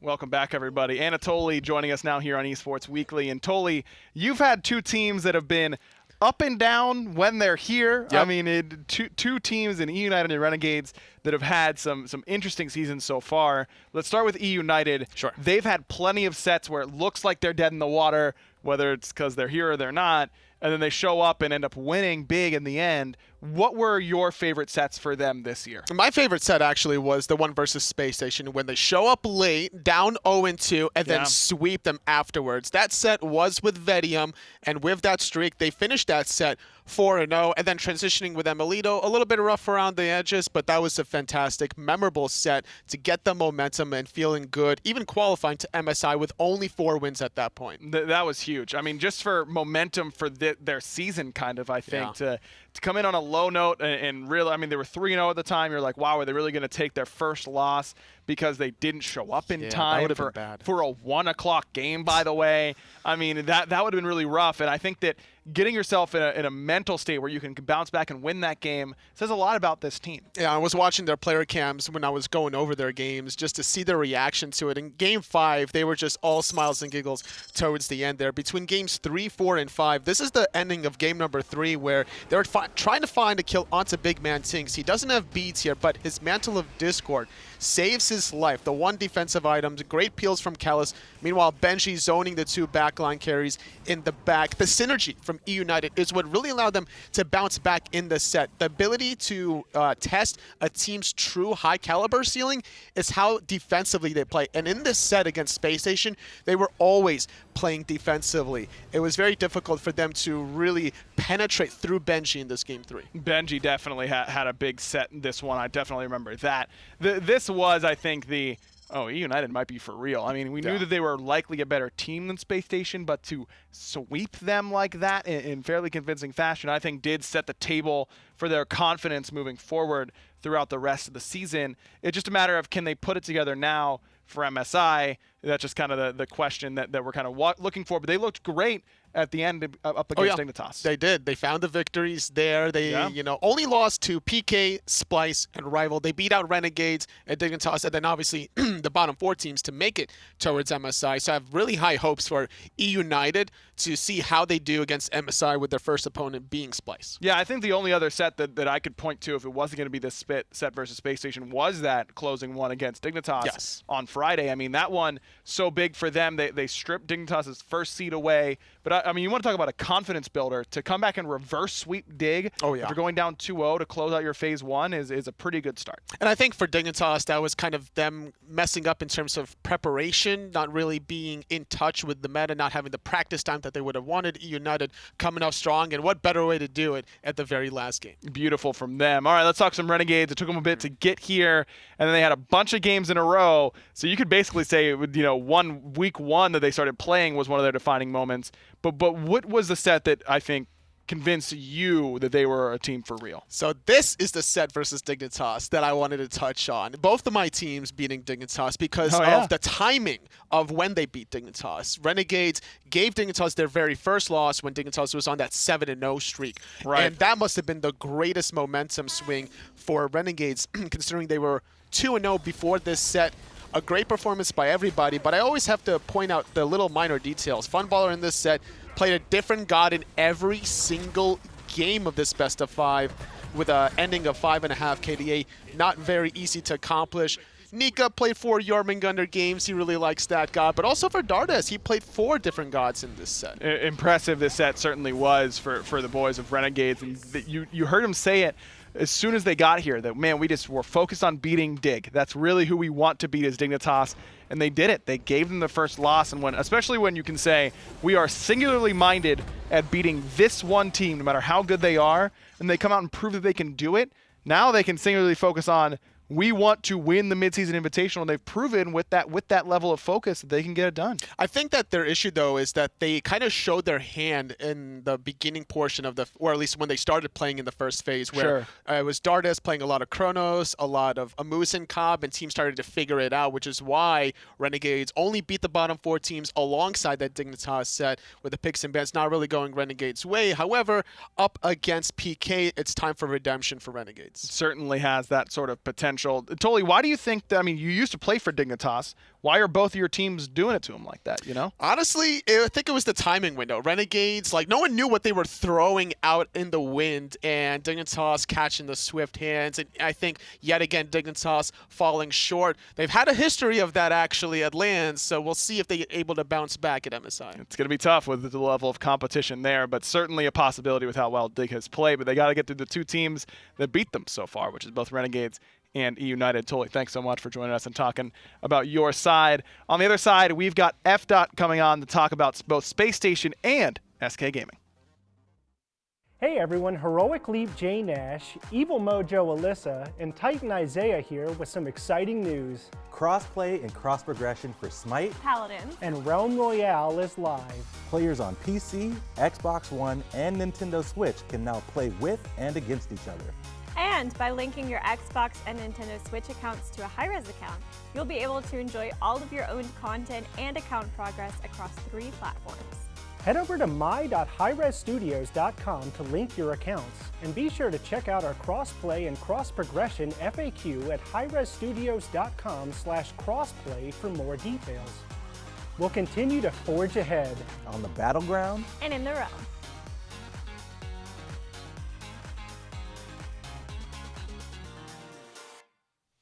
Welcome back, everybody. It's been a tough year at times for Space Station, really, most of the year. And SK Gaming also falling a little bit short of the midseason invitational. We just had Anatoly on to deliver some good news for both of his teams that made it. And now we've got FDOT to talk about some teams that struggled at times. Hey, it's me. Hey, Tom. Hey. It's not personal, It's just like you kind of got the short end of the stick, I guess. I mean, well, we thought these teams could be good. I get to talk about other teams, and, well, they're also bad. What do you mean? The other teams that you're going to do later are good? Sure. Yeah. Well, let's start with Space Station. Oof. Look, when we were talking about the concept of this show and talking about phase-defining sets for teams, Space Station was legitimately the first one that I thought that I said that you can look back at Phase 1 and point to one set and say that set changed the entire course of how they were going to play. For me, it was their set up against E United, where they get reverse swept. I imagine that you feel pretty similarly. Yeah, they get reverse swept in an unorthodox way. Yes, where they didn't even win the first two. They didn't win. I mean, they got forfeited those games, so it really hurts that much more. I'm kind of being funny here, but if I really focus and get super serious, it really is just that I'm left speechless because this is a team that is supposed to improve, and there's a lot of things that are going on. But at the end of the day, it's just a team that's just not doing what they're supposed to be doing. And you look at the situation, E United, and there's a lot of mental aspects to competition. And this is the set that you look at, and you're like, things haven't been going our way, boy. This is the Remember the Titans in the locker room. It hasn't gone our way, but we were given a gift. Today's the day we do it. And they didn't do it, Ryan. They didn't do it. They definitely did not. And that was the absolute, and I know what kind of limb I'm putting myself on roasting the Space Station boys, but at the end of the day, that man right there, Jeff Hinla, that's what people are excited about. And if you come out here and you say Jeff, Barrett, Andy aren't doing things right, people get pretty angry. But that was the tipping point. That was the moment where all fans had to have gone, ooh. Because you look at your team, and I'm down for fandom, and I'm down for kind of like blind. You want to go for it and just root for the sex tank all day? Awesome. Get used to being on the bottom of the standings. And this was the game that proved it to me that something had to give. Ryan, I actually had a second set as well. Yeah, something gave. Yeah, something gave. We saw a roster change, and Sinosure came on, which was a big deal. Huge deal. Conversation when you were talking about Space Station Gaming was basically that Space Station Gaming, whether their overall talent level is not for discussion. It's about a lack of conversation. It's about a lack of shot calling, a lack of leadership. And it's just a little bit too quiet. We'll move into the mid lane and we'll get Sino. That guy's got a big mouth that'll work out. Just kidding. They get reverse swept versus Splice. Sino's old team. There's a lot to unpack there. But at the end of the day, you can't beat Splice. You can't beat Splice with the new guy that knows their playbook. Something's up, dude. I don't know. I mean, since then, in their defense, Splice has been the hottest team in the league. They also got Baskin since then. So there's a little bit of a difference. There's no doubt about that.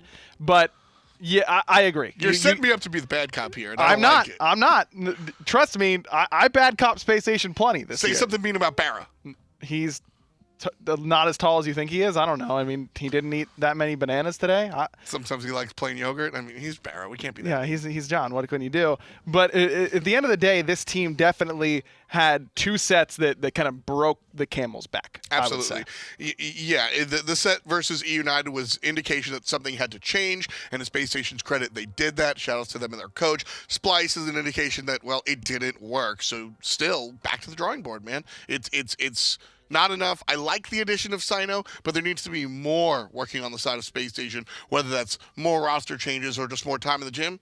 Well, we have yet to see. All right, let's move on to your second team, which is SK Gaming. They also looked great at times. Well, I don't know, the Space Station really did, but this team looked great at times. Yep. And then ultimately fall flat. They don't even make it to the midseason invitational. Where did this phase go wrong for them? I would challenge that it went wrong. I think this is what you would expect out of an SK Gaming team. This team came into the gates very, very hot. Don't forget they were one of the few teams that didn't make any changes, and of those teams that didn't make any changes, they were succeeding. So SK Gaming coming in, it makes sense that they would be hot. It makes sense that they would win against some of the higher seeded teams, for lack of a better term, right? That makes sense to me. Then as everything kind of cools down and quiets off, the team sort of hits a lull, but then they hit their sort of a growth spurt towards that end. I had said, again, I chose two sets. SK versus Team Dignitas, and this is the set right here. They're killing it, man. This is a great set for SK Gaming. I see the O2 up there in the middle, and that's absolutely how this one went. But like I sit here and I say on SPL happened, maybe you shouldn't watch this one. Maybe you should watch this one. Go back and watch it, because this proves what type of team SK Gaming are. Dignitas had a hard time beating SK Gaming. And at the time, this was an undefeated squad. Like, that was exciting for me despite the loss for SK. Sure. I mean, they certainly look good that set, but Tom, this is a team that finished third, fourth at Worlds last year. Sure. I mean, don't you think that you're putting expectations a little bit too low for a team that finished so well last year? I think that's fair. I think that's fair to say, and I would take that criticism. But at the same time, I think that SK Gaming, the whole ecosystem of the league shifted, and what positives that they were able to bring as that third, fourth place team sticking together with their roster. I mean, you got to look at the ever-changing world around them. They finished third, fourth, where Splice, as is, won the world championship. Sure. Now, we know Splice, as it was, couldn't do it again, couldn't make first, second, third. So when I look at what SK Gaming were able to do earlier and see them kind of not having the same results, I'm not too over concerned, because I think they're just making some adjustments. I mentioned the Dig set, and I'll briefly mention the E United set. This is the one that they missed MSI for. They could have played better, and the team feels that way, but they're studying the tape for that one specifically. Man, a tough season for SKs thus far, but still have phase 2 to look forward towards for sure. Tom, I think this was fun. You want to come back and do Hindu's teams, because I don't want to talk to him? No, but I will anyway. And the last moment before we go, I realized is that this is a marathon. This isn't a phase by phase thing. Making the midseason invitational is cool, but it doesn't make Worlds easier, and that's what SK is fighting for. Yeah, fair enough. Certainly still on the table for them, no doubt about that. All right, as I mentioned, it'll be Tom actually joining us right on the other side of this one, so stay tuned. We've got Trifecta and Dignitas talk coming up right after this.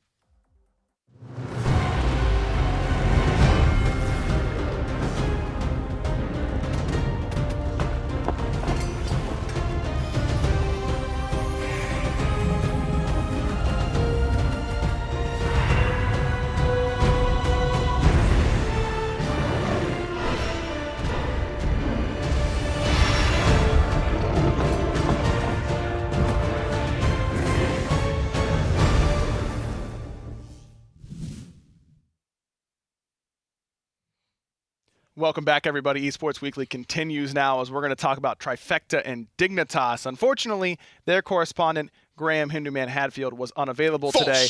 He was being shipped into orbit to see if he could get T up there. I don't know. That joke fell apart as we kept on going. Great work, Tom. You're doing a great job. But eventually you will be revealed on camera, and we will realize you are not Hinduman. Well, that is for you to say, not for me. Shout out to everybody that listens to the Green Room Podcast, because I'm Hindu man. Thank you for that. All right, Trifecta. Look, when we talk about defining moments for Phase 1, there weren't a lot of highlights, but they did get a win. That's true. More importantly, they got a new mid laner. And Trifecta's defining moment is what we're going to be talking about here today. LG versus Trifecta was the set that I think was really interesting to look at. The question is the future bright, right? And when you look at what Wicked was able to do, and this is what I was bringing up earlier in the season, before even Maswal was part of the conversation, I was looking at this Trifecta team and I was like, listen, we'll talk about that mid lane situation, but Wicked woke up. Weekend has been kind of the butt of everyone's SPL joke. 667, haha, we get it. You hate Weekend. But at the end of the day, he was a realistic middle of the pack jungler for a long time. And I think recently kind of fell down to the bottom side of things. Certainly no QO Fred, I'm not saying that. But Season 6, he stepped up. And while he's still no QO Fred, he absolutely was able to impact teams. And when you were watching these early Trifecta games specifically, you were watching the Weekend show. Weekend was doing it. He was going 5-1, 6-2, and he was absolutely making the plays that his team needed. His team wasn't doing it around him. Lasbara is a fantastic jungler, not mid laner. So it didn't really work out there for him. When you're playing jungle, you lean on a lot of your other laners as well. Trifecta's laners weren't really that hot. So I'm looking at Weekend, and then you input World Championship winning Maswal. Now, Maswal isn't exactly the guy that's going to drive the boat, but at the end of the day, if you have a strong first mate and a guy like Weekend behind the helm, this is what it takes to become a better team. I'm not saying top team, but I absolutely think that this Trifecta squad can be stronger, better. expect Trifecta to be above Space Station Gaming if they don't do anything different. Wow. I mean, we just went over there, and that, okay, that's fair enough. Trifecta on the rise after a big win over Luminosity to close out the season. Look, okay, that was unnecessary. I mean, am I wrong? You could have stopped me if I was wrong, but you didn't, so I kept on going. A little going. win against Luminosity. Hey, a win is a win is a win. Ducky got his first win in years. That's very true. Legitimate. Multiple, like still without a winning matchup, by the way. Hey, they're putting him on Osiris. They stopped doing that weeks ago. He's still doing his thing. They're just losing, except against Luminosity. All right, let's talk Dignitas. This team on the other end of the spectrum, for sure. I mean, they have certainly looked like a team that is in contention for MSI, but they end up losing in the last week up against United. What do you think? Is that kind of the big takeaway from Phase 1 for them? Now, I am filling in for Hindu Man, and usually he's got something like Hindu armor to protect himself from this, but I will say this with all the You love in the cannot world. drop a blazing hot take like you just did and then claim no Hindu Man armor. Like, you can't do that. You got to stick to it. Well, give me the hot take. Here's the hot take. Cubo Fred and Trix Tank don't win. Well, they do in regular season. Exactly. When it unfortunately doesn't matter. This is the not 100K, the 200K. This is the launch tournament winning team, right? Cubo Fred, Trix Tank, they had Lobster back there once upon a time, and unfortunately once upon a time seems what this is about. And don't get me wrong, I am the biggest dighead in the world. I love this team. It's a good squad, solid talent, and I'm friends with these boys. But at the end of the day, you know, this is what Graham would say. He was saying, look at the numbers, look at the stats, and look at the lands. Dignitas with this lineup doesn't get it done. I'm on the side of keep going, because I don't look at this Dignitas roster and what they did in the early part of the phase and say, well, you've got to make a roster change. No, of course not. I mean, they're the second seed overall. Exactly. But, I mean, it is telling that these guys aren't clutch, and that's an issue. I mean, they did, again, get third, fourth last year at Worlds. They played pretty well through there. They got swept by Splice, but Splice was the hottest team on the planet at the time. And that's the thing. And those were 3 close games. You're totally right. I maintain that Dignitas was the best team in SMITE in Season 5. And they lost because they weren't able to bring it when it mattered. Now, what does that mean? You and I can sit here for 3 hours and unpack what the clutch gene is or these intangibles and whatnot. But at the end of the day, Dignitas is better than you and loses on the big stage. I don't know what it is, but it's got to change. I think Dignitas, I still see them as a front runner for MSI for the damn season. But I've been fooled many times by Dignitas before. Can I say, just to zoom out for a second, that we have the talent write their own lower thirds, and it's we should not allow Hindu Man to write Charles Dickens as a lower third. Don't you think that's like a little bit of favoritism towards England? It was the best of... Is Charles Dickens from England? I don't know. Is he?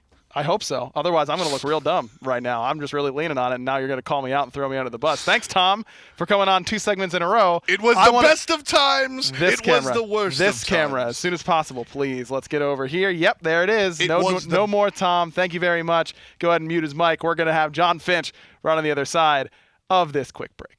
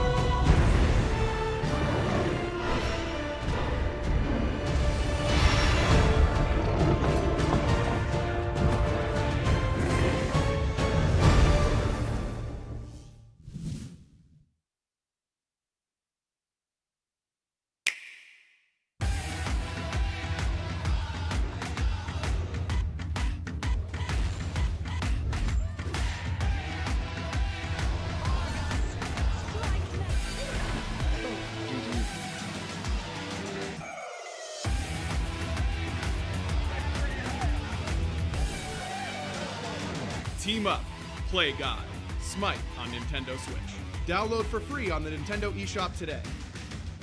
Hey everyone, Heroic Leap J Nash, Evil Mojo Alyssa, and Titan Isaiah here with some exciting news. Crossplay and cross progression for SMITE Paladins and Realm Royale is live. Players on PC, Xbox One, and Nintendo Switch can now play with and against each other. And by linking your Xbox and Nintendo Switch accounts to a HIRES account, you'll be able to enjoy all of your own content and account progress across 3 platforms. Head over to my.hiresstudios.com to link your accounts, and be sure to check out our crossplay and cross-progression FAQ at hiresstudios.com/crossplay for more details. We'll continue to forge ahead on the battleground and in the realm.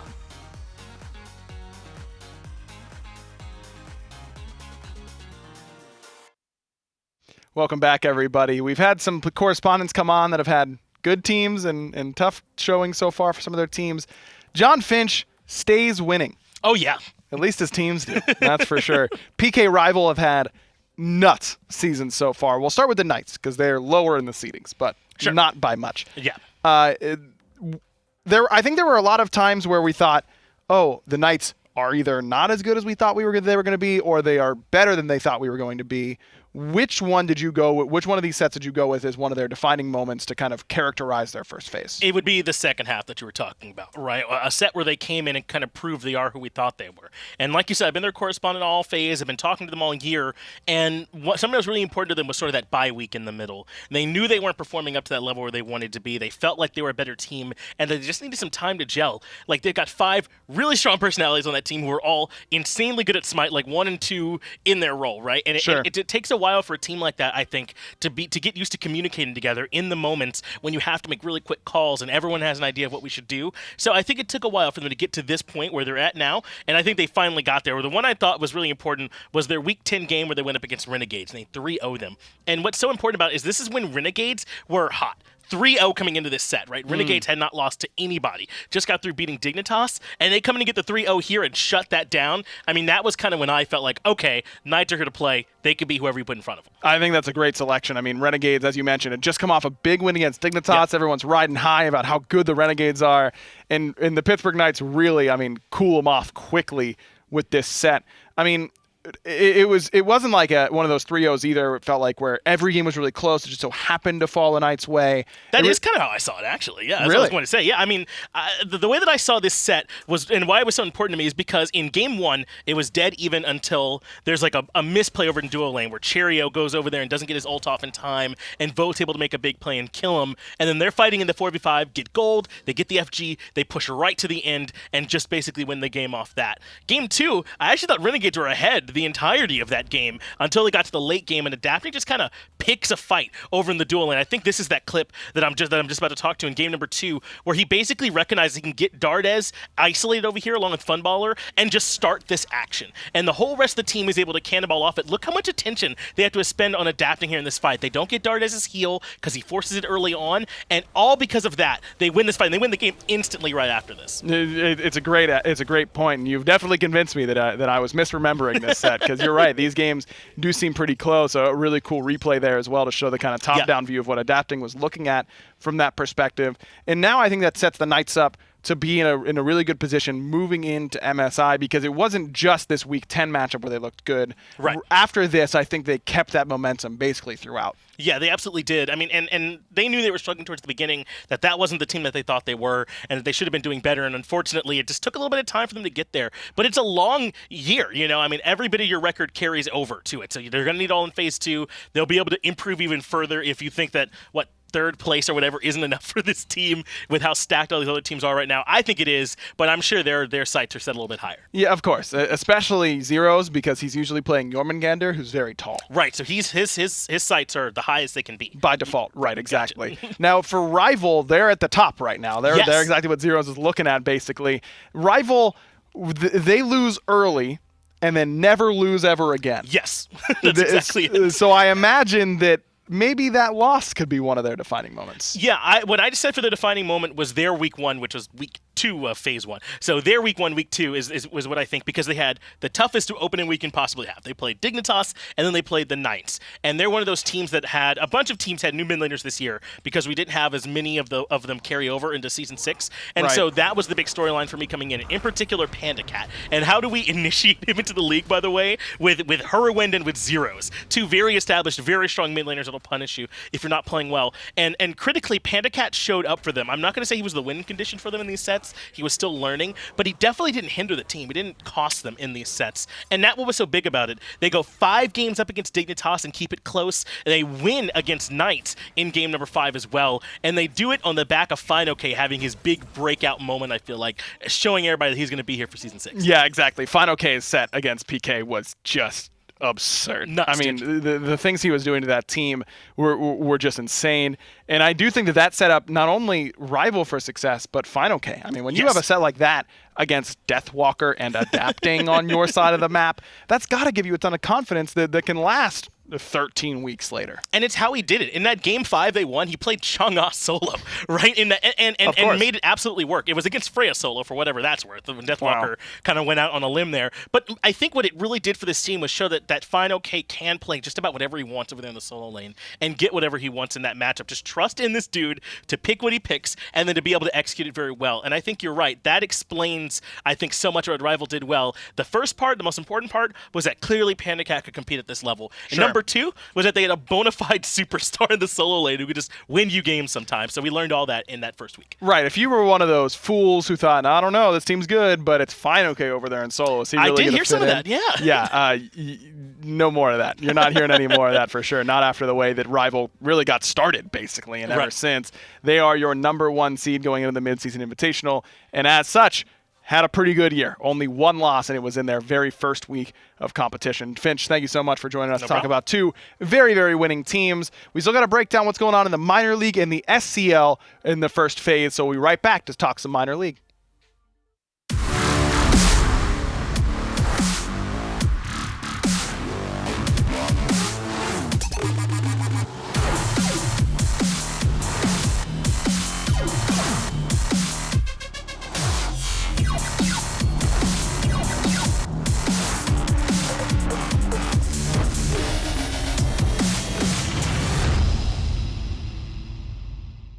Welcome back, everybody. The Midseason Invitational is not just SPL teams. Both Minor League and SMITE Console League teams will be there to compete, but it's only the top end of both halves of the league. So Anatoly now joining me to talk a little bit about some of these teams coming here to the Midseason Invitational from the Minor League. Toli, I think that the big one that everyone is looking at is still Armada. Yes. But they don't have Scream. They don't have Baskin. Yeah. So a lot of that dominance that they showed throughout the year is now kind of tucked away in other SPL teams. But I think that they're going to be using Solo Patrol and Mask in their play. So it's still good, replacements, but I just don't know if that's the tipping point in terms of actually winning MSI or like beating their first round opponent. I think they'll still qualify through the play-ins unless they falter up against Simplicity or Flashpoint. I do predict them to beat out their console team and make it past that round. All right, fair enough. And we can talk again more about MSI predictions next week on Esports Weekly. How about Sanguine in their first phase? I mean, they had a really impressive run. They did. They end up being one of those teams that even Armada had to respect. They did. They came up with so many good diverse strategies of aggressing against Armada, throwing curveballs at them. I think this might be the sleeper team to watch out for because of their mechanics and their ability to just really flex whatever strategy they want. I love the way Rongu plays support, and he's going to be the threat. Let's talk about the EU side as well. I mean, Simplicity kind of started off the season a little bit sleepily. I mean, they were good, but everyone was good in the minor league. Sure. Towards the back half of this phase, they really turned on the Jets. Oh, they really did. I think Maniac specifically stood out, playing very hyper-aggressive, being able to control objectives. The ability for Simplicity to control objectives was the key to founding the second half of that phase to qualify to these play-ins. And then, of course, we've got Flashpoint as well, a team that was in first place basically all year on the European side and then faltered towards the end.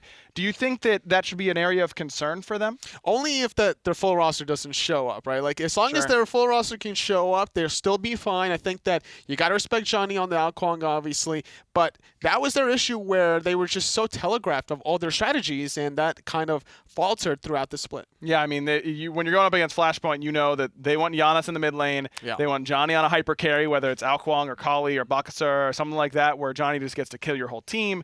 And then everyone else will just do what they can to support those two pieces of the puzzle, it feels like, there for Flashpoint.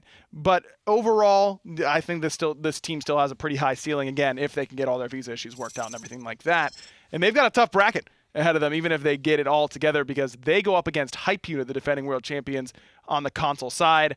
Out Cold will be playing Armada, and then rival Sanguine Nemesis Simplicity on the other side. Now, this is for the play-in bracket. That really, really tough-looking bracket, honestly, is only to get into play in the Midseason Invitational. And versus Nemesis, I think that Simplicity versus Nemesis is going to be the most important one. That's going to be the spicy one. And whoever qualifies through that plane has Rival and Knights to worry about. Man, what a great gift you're given there in that situation. This is the actual Midseason Invitational bracket. The winner of that final game will play the Pittsburgh Knights, and then the loser plays against the first overall seed, which is Team Rival. Neither end a particularly good matchup, I would say, for any of those teams potentially. But you don't have to take it from us. We've got some more information for you on the Midseason Invitational, courtesy of Tom F. Battinger. Smite fans, it's your boy F. Tom Battinger in the building. 13 weeks of Smite already down. Season 6 has been mad exciting. That means it's time for the Midseason Invitational. This time, though, something different. Cross-play. Let me break it down for you. So the Midseason Invitational is going to include the top 6 teams from the Smite Pro League. They're going to be joined by 2 more squads. Now, where are we going to find those squads? The play-in bracket. That's going to be some of the top teams across the world on different platforms. 4 teams from the minor league, the top 2 North American and the top 2 European, and 4 teams from the console league as well. That's going to be 1 NA from Xbox, 1 EU from Xbox, 1 NA from PlayStation 4, and 1 EU from PlayStation 4. All those teams, those 8 squads, will get together and play in a single elimination best-of-3 bracket. The play-ins will result in 2 teams at the top, and those teams will join the best of the best, the other 6 teams which come from the Smite Pro League. That's the Midseason Invitational. That bracket will be another single elimination. You better bring your A game. Best of 3s all the way up until the finals, where we return to the best of 5s. You absolutely don't want to miss it. The best talent from PC, Xbox, and PlayStation 4, possibly in the same place. It's all going down July 8th through the 11th. Same place as always, mixer.com/SmiteGame. Like I said, you're not going to want to miss it. Midseason Invitational coming your way.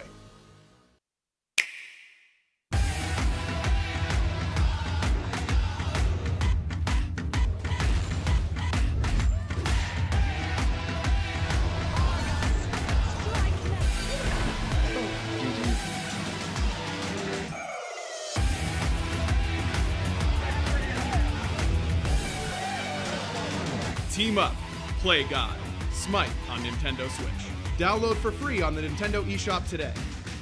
Welcome back, everybody. As you may have just seen in the video before, we got a lot of console teams coming as well to the Midseason Invitational. To break those teams down in their first phases, what we've seen from them, we've got John Finch joining us here yet again. Hey. And Finch, right away, that Hype Unit Flashpoint matchup jumps out at me. I think Hype Unit is a team that a lot of people are going to be looking at, the defending champions, and we're not going to talk about their chances specifically against Flashpoint here today. That's for next week's Esports Weekly. But overall, this is a team that's first phase had a little more valleys than I expected. Yes, some self-inflicted injuries, I would say, for this team, right? Missing out on a set they didn't have to, and to be honest, Heat Uprise just playing better than I think anyone would have expected to. That's a second-place team in Xbox North America that was on their heels, really, that took first place for them for a little while, but then eventually they reclaimed that spot, beating them heads up, and I think it was Griffin who actually tweeted out, everything's back how it should be. Clearly, it felt good for that team to be able to get back to that number 1 spot. And for good reason. I mean, they've been there for so long. They were the defending world champs, so they got back there and now are making it to the midseason invitational. Let's talk about the other top seed in the other region, which is Team Rival. Yes. On Xbox at least. Rival as well had a big challenger in Dabo's Disciples in their region, but they were ultimately able to pull it out. Yeah, a big challenger technically because that team with like half of them. You know, like Vapor's Coast was on that team, Fly was on that team formerly of Rival, and Coast left first over to Dabo's Disciples, wanted to prove the Pinnacle thing could do it on his own. He eventually got Fly to join him as well, and really I think they could have potentially come out on top, but yet another case of, some self-inflicted injury there where they ended up getting DQ'd out of a win too. Yep, that one certainly hurt, no doubt about that one. As for PS4 NA, that's Nemesis. This team had no such valleys. It was all peaks all year long. They went undefeated. Yeah, I wrote a little there. I don't know if it'll come up, but I think it was, is undefeated good? I think it is. I think so too, and that's what this team was able to get. I mean, it makes sense, right? Just do some research on that for me and get back to me. Good. But I mean, Jumpa's on this team. Obviously, they've got a one-time world champ on their team, a runner-up in Matt Coys, who was there last year and fell short to that Chapo-led team. So, I mean, this is a team that's full of talent. It's no surprise they're good. No doubt about that at all. This is a team you have to watch out for without a doubt. Out Cold, on the other hand, is a team that I think is flying under the radar right now. European PS4, one of the youngest leagues in competition. Yes. They don't have that same level of experience of players that came over like PS4 NA does. No, not at all. But I do think that this Out Cold team, at the very least, did a good job of, kind of shedding the team of least mistakes and making it to the point where they were the team that was just playing the best affirmatively in their own right, I think. So this team did a really good job, I think, finally earning their spot. Maybe we'll talk about their chances next week. Not looking the best, but, I'm sure these guys are happy to be here. Yeah, we don't want to get into specifics because that's all for next week, but if you could give us a little preview real quick, is there a team that you're looking at that could be the most successful out of this group of console squads? Well, I think it is obviously Hype Unit that we're looking towards, right? I mean, this team is not just really good console players, but they play a lot on PC too. They just play high level. I mean, Inbound's been up and out. I mean, all these guys have been around forever. This is the team I would look at to make some noise out of everyone. Yeah, that certainly is one of those teams that everyone should be watching out for. Yeah. Specifically Flashpoint, but they've got their hands full as well, making sure that they're going to be here and all ready to go. Should be a lot of fun. Finch, again, we'll get your predictions next week, but thanks for joining us and giving us a quick preview on the SMITE Console League going into the Midseason Invitational and what you've seen so far. And what you've seen so far is 13 weeks of competition. We have arrived. 8-1 Team Rival is your top seed. Renegades squeak in alongside Splice as the 5th and 6th seeds. That is the cutoff, of course, for the Midseason Invitational. Dignitas and Pittsburgh Knights, your 2nd and 3rd seeds, respectively, because Dignitas has that head-to-head over the Pittsburgh Knights. But it's been an incredible Phase 1. Plenty of fun as well here on Esports Weekly, so I thank you guys for joining us to watch not only this week, but throughout the entire first phase. As I've mentioned a million times so far this episode, next week is our Mid-Season Invitational Special. Make sure you're there. July 3rd, we're going to be going through each matchup, basically looking at every team, their path to victory, how they could potentially do it, what gods they might need to focus on, what players you should be watching out for the Mid-Season Invitational. It's going to be a big show, all in the name of Mid-Season Invitational, which again starts on the 8th, July 8th. So make sure you're there, mixer.com/SMITE game. It's going to be an insane week of high-level SMITE competition, and you won't want to miss it. Thanks again for watching. As always, you can give me some feedback at Aggro on Twitter, and we'll catch you next time here on Esports Weekly.